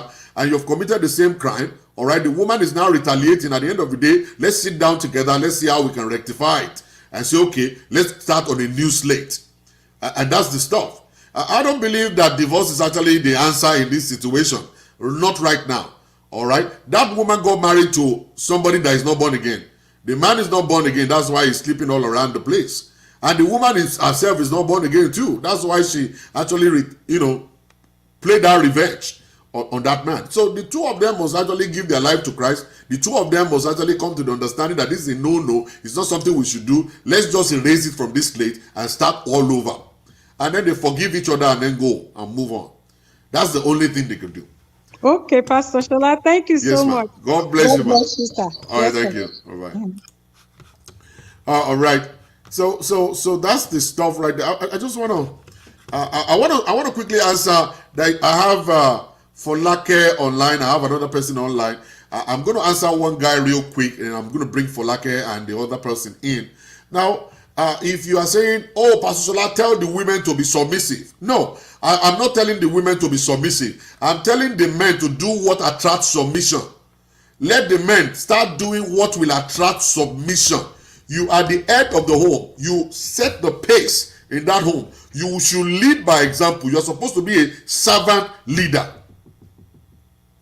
You're supposed to be a servant leader in that home. You're supposed to do what will attract submission. So when you do it, you will not have to now be asking for submission. You won't be saying, submit, submit, submit. No, it is because you are not a man in the home. That's why you are demanding for submission. If you are a man in the home, you will do what attracts submission, what attracts respect will now come to you. So you will be able to get that respect because you are the one planting the seed of respect. You are the one planting the seed of submission. Submission is a seed that needs to be planted by the man so that the woman will see that seed and water that seed and it will grow, and then she will now begin to give it back to that man. So don't come here and be saying, tell the women to submit. No, they can't submit without you, all right, planting the seed of submission. Go and do what will attract respect, do what will attract submission. That's all you need to do, all right? Hello, how you doing? Honors. Good evening, sir. God bless you. Yeah, so much appreciate what you're doing. Really, I so much appreciate that. Yeah, I just want to add, just something you said regarding people like condemning your act of maybe that people say that you condone divorce. Actually, I know mostly they are the pastors or Christians, so-called Christians, that normally lay such accusation towards you. But there's something I want to talk about, which I have really noticed, even having worshipped in a Redeemed Christian Church of God. I must say that because I've been in Redeemed for a long time. Okay. There is this thing that happened, which I don't want to go into. Most of the time, even the pastors in the church, the deacons, the elders, these are the people that help, to water marriage to come to the point of divorce. You will ask them, how do they do so? Most of the times in the church, you see that most mothers, most deacons, most sisters, they know quite well that a man and the wife, they are having issues. Instead of them to be at the praying part, they will now use that opportunity, to be drawing the man closer to themselves or drawing the woman. And if the man in the process of trying to gain their heart will now start bribing them. And once they start getting that bribe, taking that bribe, definitely their judgment is now zero. They cannot tell the man, this is white and this is black, even to our pastors. And that is so bad. And if you come now to talk about your own part on maybe trying to make us know that we have to run out for our own lives, that we need to keep ourselves secured, then the condemnation will be towards you.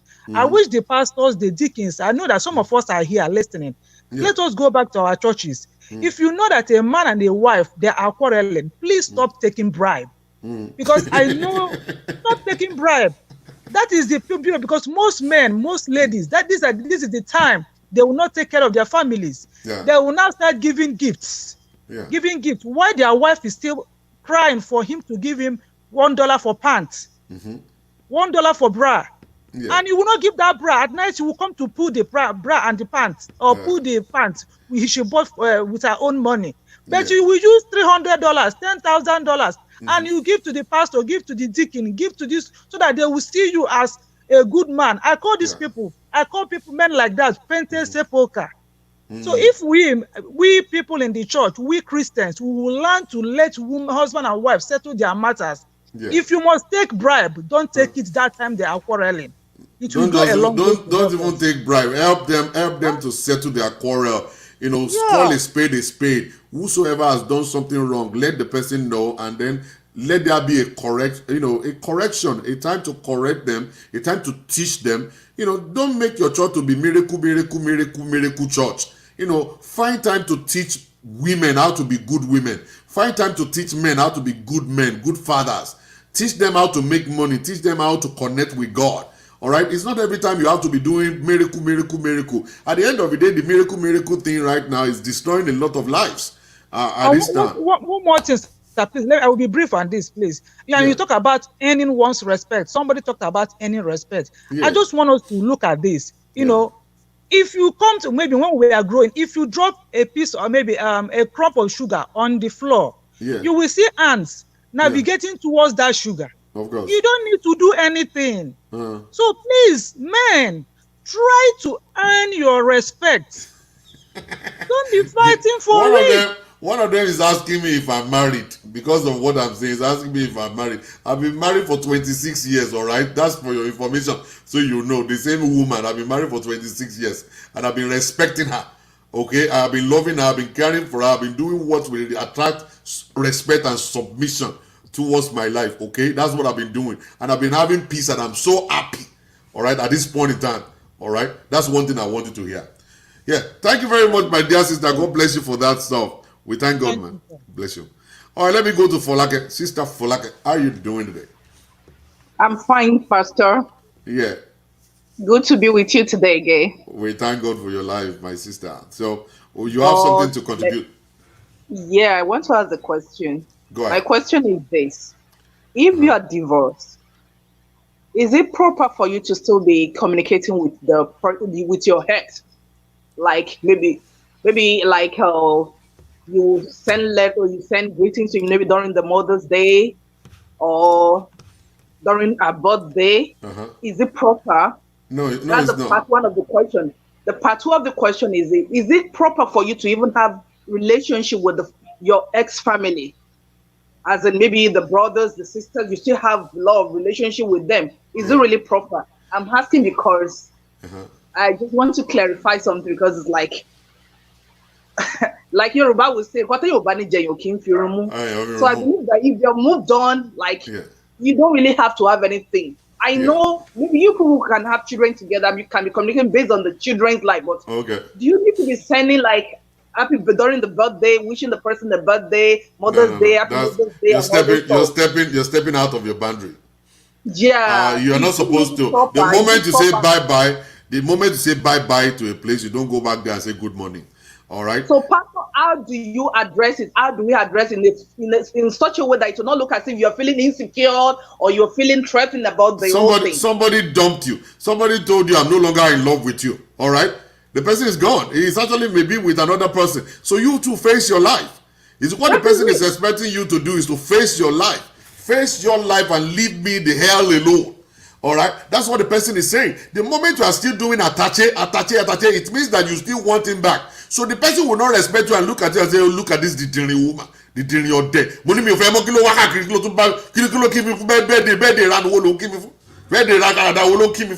at the end of the day, it's going to be a ridicule on you. Oma said there's someone like oh day. Oma to kimi kwaki birthday. Oma to jembeke or deusi. And that's the time you're supposed to go and face your life. Okay, if you want to wish somebody happy birthday, wish yourself happy birthday or wish your children happy birthday. The only time you have the right to communicate with him is when you need you don't even want to ask for child support. Let him pay the child support, either you like it or don't like it. All right, and let your account let the alert be doing bang bang bang in your bank account. You don't need to talk to him. All right, if he's a good guy, he wants to be in the life of his children, good. He can come and pick them up or can come over and just see them and then go. It's possible for you to be saying, how you doing when it comes to people, but you don't want to do that. You don't want to. Number one is that you're going to actually ridicule yourself. Number two, you're going to make the new guy that you are with, you're going to make him to start calculating and be thinking about some other things. So the moment you say goodbye forever. And you cannot be looking at his Facebook page. You can't be going to his Facebook page and be checking what is he doing. He's no big girlfriend. She's a big girlfriend. Look at my big girlfriend. Why big girlfriend?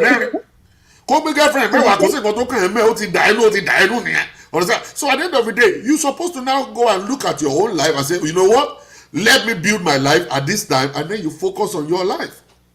Then when you're talking about the in-laws, okay, because they are still the grandparent of your children. All right, they are still the grandparent of your children. So if they call you once in a while, you still say and stuff like that. But it's not your responsibility to be calling them. What are you calling them for? It's not your responsibility to be calling them and say, hey, mommy, happy Merry Christmas, Merry Christmas. Their son is gone. The only thing to pay for Lomo. And the children, they must actually take care of them. If you want to send pictures to them when they request, you can send the picture of the children to them. That's it. You don't have anything to do with them. You don't send them money. You don't be doing legu. You are going to be digging a grave for yourself if you do that, because you won't heal. You will not heal. You will always be having that wound in your heart. It will be fresh. Every day it will be fresh. It will never heal. Because every day of your life, you're actually living your life around the same guy. You can never heal. So the guy is a no-go area. Let him go. Finally. All right? Thank you so much, sir. Thank you so much, sir. I hope it's not you. If it's you, I'll come and beat you. I will beat you. All right, my dear sister. God bless you. God bless you, sir. Bye-bye. Yeah. All right, I have another person here. Joseph. How you doing, Mr. Joseph? Fine, sir. Good evening, sir. Oh, it's a woman. Joseph, woman. All right. So you have a contribution or a question? Yes, a contribution. Thank right. you, Pastor Teller, for You're doing quiet. this tonight. Yeah. Yeah. I just put the kids to sleep. It's a Lero. Let me mention my name. I didn't want to show my picture either. Hey, Yeah. That's fine. You can hide your face. Yes, I saw you bringing this up after the kids went to sleep. I said, let me contribute. Okay. And thank you for bringing this up. You started by saying a lot of steps I have gone through in life, which I think I have talked to you about. Yeah. Loss of appetite. Yes. Yeah. They get you through it. You go through all this phase, and all you do is cook evil, no matter how rich that food could be. You see all the food you can bring out on Facebook, Pastor Shola. Yeah. A woman will even cook that food and we end up not eating that food. Those pictures you can just show me every time on Facebook that is yummy in my face. Yeah. You end up not eating it.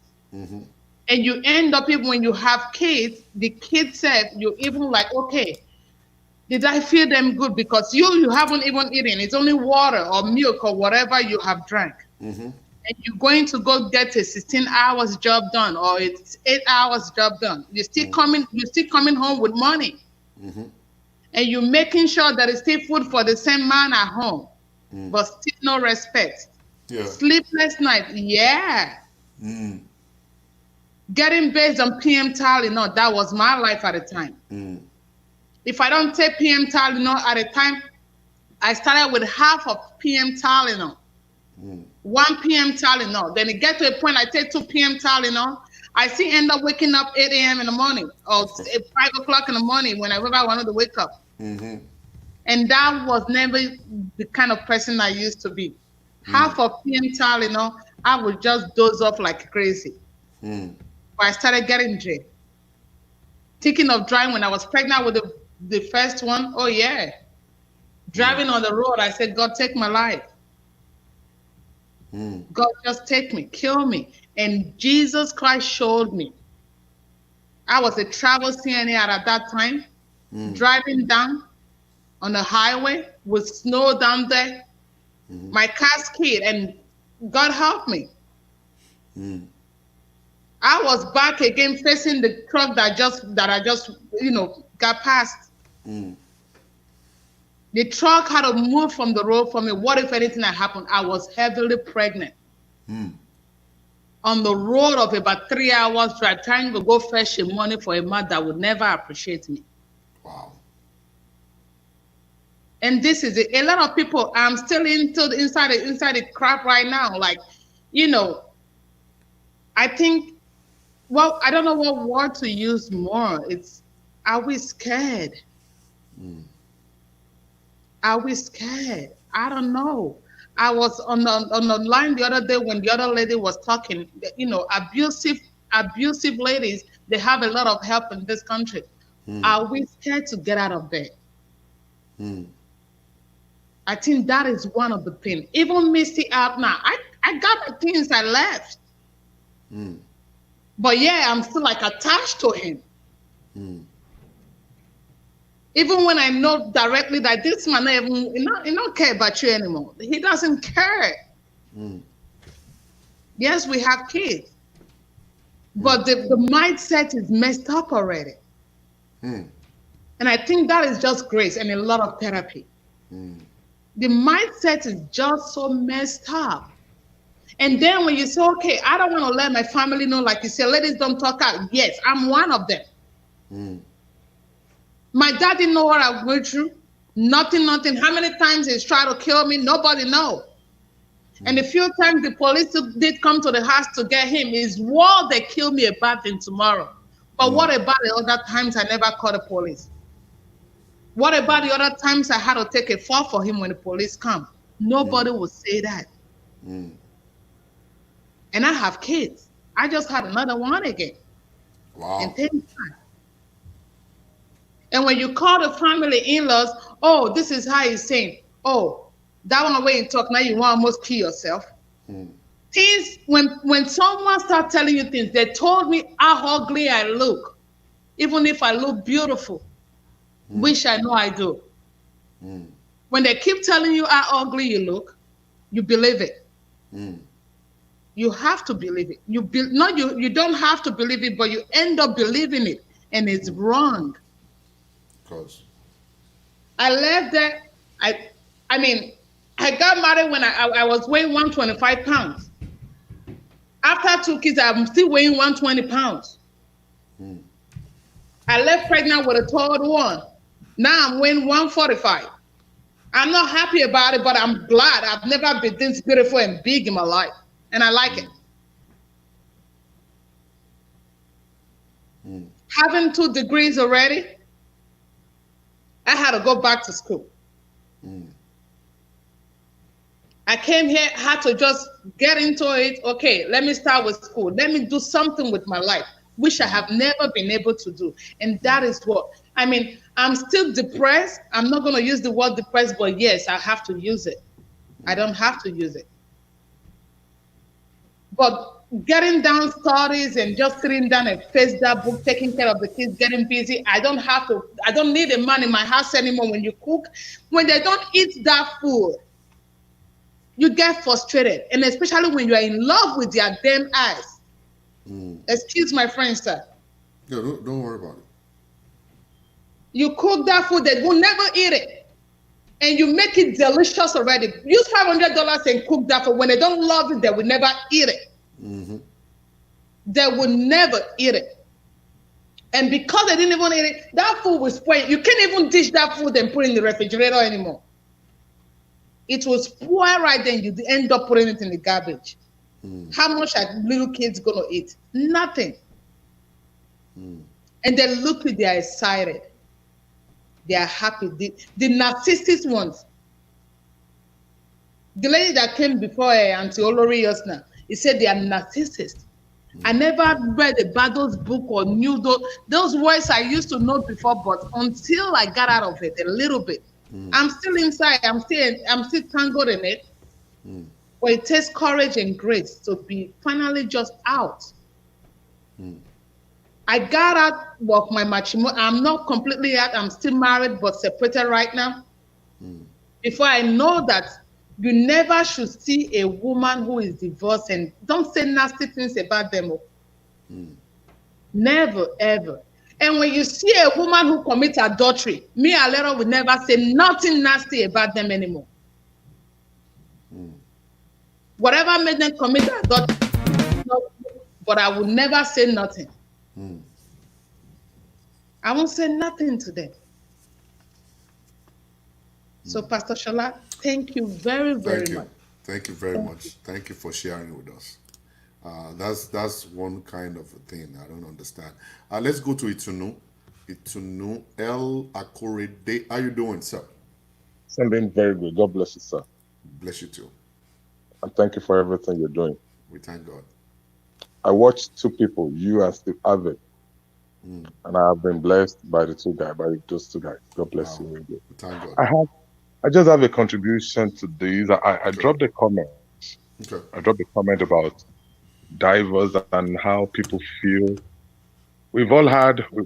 I think each of us have one or two close, maybe family members or friends who are either going through divorce or they've already gone through the process.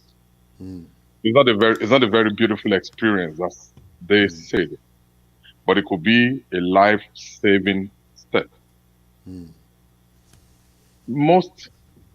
Some women, I don't want to use the word most, some women see that, hey, if I divorce now, what will people say? People care too much about what people say, not about themselves anymore. Some people think that, okay, my joy is tied to my wife or to my husband. I don't want to talk about the men's side now. I'll talk about the women's side. When you think that your joy is tied to your husband's involvement in your life, you are a step towards final failure. When I've been married for 6 years, I called my wife. I said, if at any point I beat you or I say anything rude to you, may I call God and God never hear my voice anymore. That was a key. That was a key to me, not to her, to make sure I never become abusive in the marriage. I love praying. So I said, if I ever beat you, let me call God and God shouldn't hear my voice anymore. It's a key on me. But when some women are able to afford and endure abusive relationship, then you'll be depressed in the marriage. Because you already lost the marriage, you're losing yourself now. People don't want to accept that. Sometimes, I think it's about our culture also. Sometimes walking out of an abusive marriage will save your life. You will crash for 2 years, you will cry for 3 years, you'll be sad for 4 years. But you have to think about the long run. Let me ask you a question, to know. Yes, sir. How did you become like this? Why is it that some other men don't have brain? They only have salt and water in their head. How come you become this guy? Sir, you see, my father was a very good guy. Okay. But my father made mistakes in marriages too. Okay. My father had successful children, very successful children from 3 different women. Okay. But when I clocked, my father started telling me this statement when I clocked 24. He said, Ituno, please promise me that you'll be married and you'll take care of your marriage. The day I clocked 24, he started telling me that. It was a pastor, it was a professor. Okay. So he would say, Ituno, please always tell me that you will be married and you'll take care of your marriage. That meant so much to me. Yeah. That meant so much to me because so you grew up with a good father who was kind of I don't understand a lot of men. They don't have brain at all. Brain at all. No understanding of what they are looking for in life. I heard my parents arguing. I never heard them pushing themselves. I never saw them pushing themselves. No matter you would argue. That was what I said. If you come through the right door, you will believe everything is fine. Yeah. But when you come through the wrong door, that's when you understand that people are suffering in the city. Yeah. You came out of a good door and you're good. All right. Some people, they are from a wrong door, but they want to remain wrong forever. Yeah. Forever. They just want to remain wrong. You just want to remain there. And you see, some of our men too, like you said something about maybe about 20 or 15 minutes ago. Yeah. Some of our men, they see the way their abusive father lived. Some of our women, they see the way their abusive mothers, their abused mothers lived. And they think they must endure it. They think it's part of life. My marriage is, to me, sir, the definition of marriage is not for endurance, for enjoyment. No. If you are not in the ship with the right guy, when you are going to Badagry and you meet yourself on the way to Maiduguri, there's angry, you have to turn back. You have to turn back. If you are not in the right ship with the right guy or with the right woman at any time, to maintain your sanity and maintain your life, you have to step out. People will call you names. People will call you names. But you know what you are doing. No, everybody will come and throw a handful of sand on your coffin when you die. Let them come and see you in another 10 years' time. They will thank God you left. You left. They will thank God you walked out of that relationship. Many of us want to do the KBSC type of husbanding. Many of us want to do the slavish type of wives. And this is a generation where you have to be able to know that this marriage of a thing is 50-50. Yeah, I'm telling you, we are both important in this marriage. Everybody is important. So if I'm able to say my wife, you are stupid, and if she says you are stupid as a husband, then it's 50-50. Now you should take it because you actually gave it up. I said it. So if she said you are stupid, and I said you are stupid too, let's take it. But when it becomes abusive, and you walk out, I have 5 sisters, sir. I tell them, you cannot be a cheating husband and be abusive at the same time. No.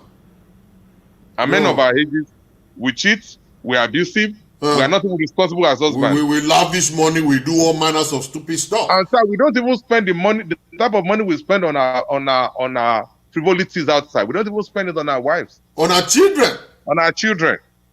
Yes, we want to be respected as the man of the house. Yes. But you are not even the man. You are not even the man. No, you're not. And you are demanding for submission. No, you can't. We don't sir. My wife was born and raised in the US. People will call us and say, how did you guys get to this stage? Yeah. They don't know what we eat in our house. Yeah, of they course. don't know who owns this or who has that. They don't know. We live it on a balanced life. And you know the sacrifice you're putting into that home. It must work. Yeah, you know the sacrifice. You are the one putting the sacrifice in because you have a target. This must work. So you have to do it. It must work. But when you get to a stage where the man does not care, like I said, I will talk about most men don't care because they believe that there is. And so I learned this thing when I was in the university. I was dating 2 girls, one a Yoruba girl, one an Hausa girl. Yeah. When I tell the Yoruba girl to help me do something, she would delay 5 minutes, 10 minutes, and when I started dating the northern girl, when I say please do this for me, that would take about 15 minutes. So that's staying in my mind that this thing, there's no better woman outside than the one you have. They're all the same. You leave this one because she's not beautiful, because she doesn't dress well. You will go have that one is dressing fine now. When you bring her to the house, she will start doing the same thing. Maybe that one may even be worse. And you have another contention. But you know one funny thing? I always tell people. You see, if the man is right, if the man is right, all right, and you marry a woman that is not right, there is the possibility of a man influencing the wife. Robbing the horror. You're right, sir. It's just like a pastor. A fake pastor. If you join his congregation, you're going to actually become exactly who he is. He is, yeah. You're going to fight for him. If anybody's talking bad about that pastor, you'll be fighting for that pastor. You'll be defending. Because the anointing has rubbed on you. To become defensive. Yeah, you become defensive because the anointing has rubbed on you. So in marriage, the man's supposed to set the pace.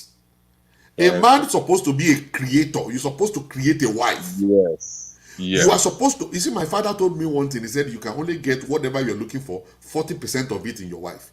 I said about the 60%. He said that's your responsibility. You want no more say, yeah. Yeah. He said you will put the 60% into it, and the 60% is much more than 40%. So you will be the one to create her. But we men today, we don't have time. We don't have time to create a woman. We just don't barbecue. Already made food. Already made food, and it's a wrong one. His father created her. I mean, our father created that one. That one is not your own. She will rebel against you. She will not like what you like. She will not go with what you go. She will always talk about my father did this, my father did that. So, but your father, the father is giving out to you. You need to now create a wife. Yeah. What you like, you know, what you want her to be, how you want her to be, it is your responsibility to add it to her. Okay, so but a lot of men don't have that time at all. They just want to marry, have sex, have children, and want her to behave correctly. That's all. May the Lord Almighty help us. We don't have the patience. We don't have the patience. We don't have it. Amen. Thank you so much. God bless you, my brother. Where are you connecting from, my brother? Thank you so much. Where are you connecting from? Internet is long. All right, thank you very much, my brother. God bless you. I really enjoyed that that session right there. God bless you. I believe one thing, that marriage will work better if men can actually step up, stop competing with the women. Competition, I don't like it. Nobalak is saying you cannot change anyone, sir. You can change people. You can influence people. You can mold people. You can build people. All right, you can.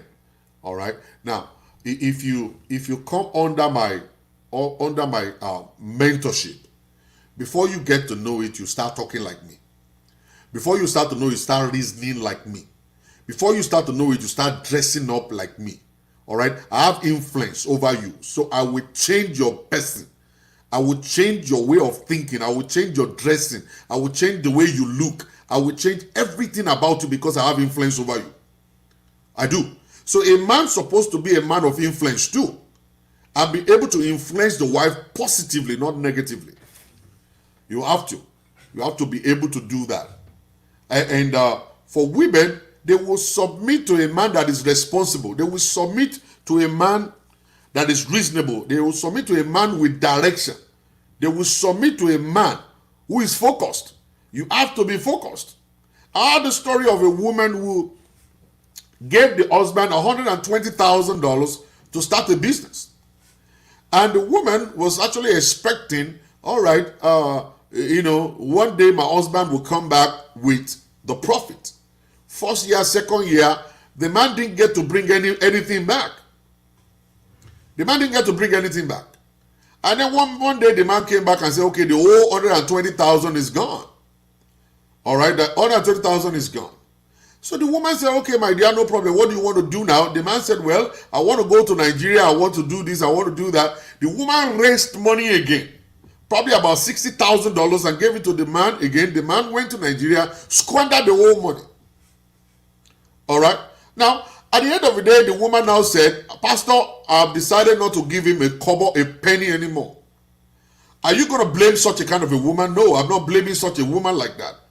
That woman is actually very brilliant. That's a brilliant person. She didn't wait for me to cancel her to say, don't give him money anymore. Okay? Our brain is working correctly that if you continue to give such a kind of a man money, he will continue to squander it, and at the end of the whole stuff, your children will sleep outside. Or during the time that your children are supposed to go to college, they won't have any money to do so. So it's going to become a calamity. It's going to become calamity. So when you see a man that is not focused, nobody wants to submit to such a person. So you begin to now ask your question, why is your wife not submitting to you? Then you would have forgotten all the stuff, all those stuff you messed up in the past. You messed up in the past. If you have committed adultery, you have cheated on your wife and do all kinds of stuff like that, don't expect the marriage to become normal again. The marriage can never become normal. Even if it's ever going to become normal, it's going to take a long time to become normal. It's going to take a long time to become normal. All right? So anything that we do as men, whatever it is that we're doing as men, we need to be very careful and think about it, that this thing can bite you And then when he bites you like that, it will take a long time for you to get away from here. He might not even go. He might remain there, and women can keep things and build things up. You become a mountain, and it's going to become a big time situation that will never leave. Always remember, whenever you are being pushed by your banana, when your penis is the only thing that is pushing you, always think about it. That one day it's going to bite you. One day this is going to bite you. All right? I love men who are able to have brain to think and see the future. I don't like men that live for today. Men that live for today, they are not wise. They are not brilliant. Men who live for today, they are not brilliant. Men that I love are people that think about the future. They refuse to live the kind of life they want to live just because of the future. They refuse to squander their money because their daughters and their sons will go to college. They refuse to be insultive. They refuse to be abusive because they want their marriage to work. They hold themselves down. They take it the way it is. They manage, they sacrifice, all because of tomorrow, not because of today. Ignorant men, but brisky men will live for today. They will act based on now. They will act based on now. They are not wise. They are not wise. A man who wants to hold the house down must find a way to love the wife, even if it will kill him. All right? Love your wife. Reference him. Reference him. Believe her. Reference her. Believe in her. Help her to grow. Help her to get to where she want to go to. Help her to get to her goals. Do whatever is possible to build her up, because it's going to become your credit tomorrow. It's going to be your credit tomorrow. May the God Almighty bless us in Jesus' name. I really appreciate everyone. Thank you very much for coming on my show. Is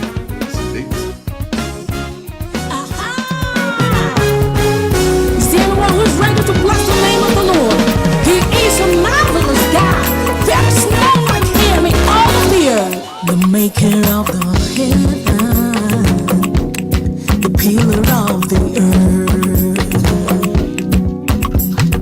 You who rule the face of me, you speak and it is done. Your word is settled. What a marvelous God you are. Wonderful you are. All right, thank you very much, everybody. Thank you for watching. Thank you for being on the broadcast with me. God bless you. I'll see you guys later today by God's grace.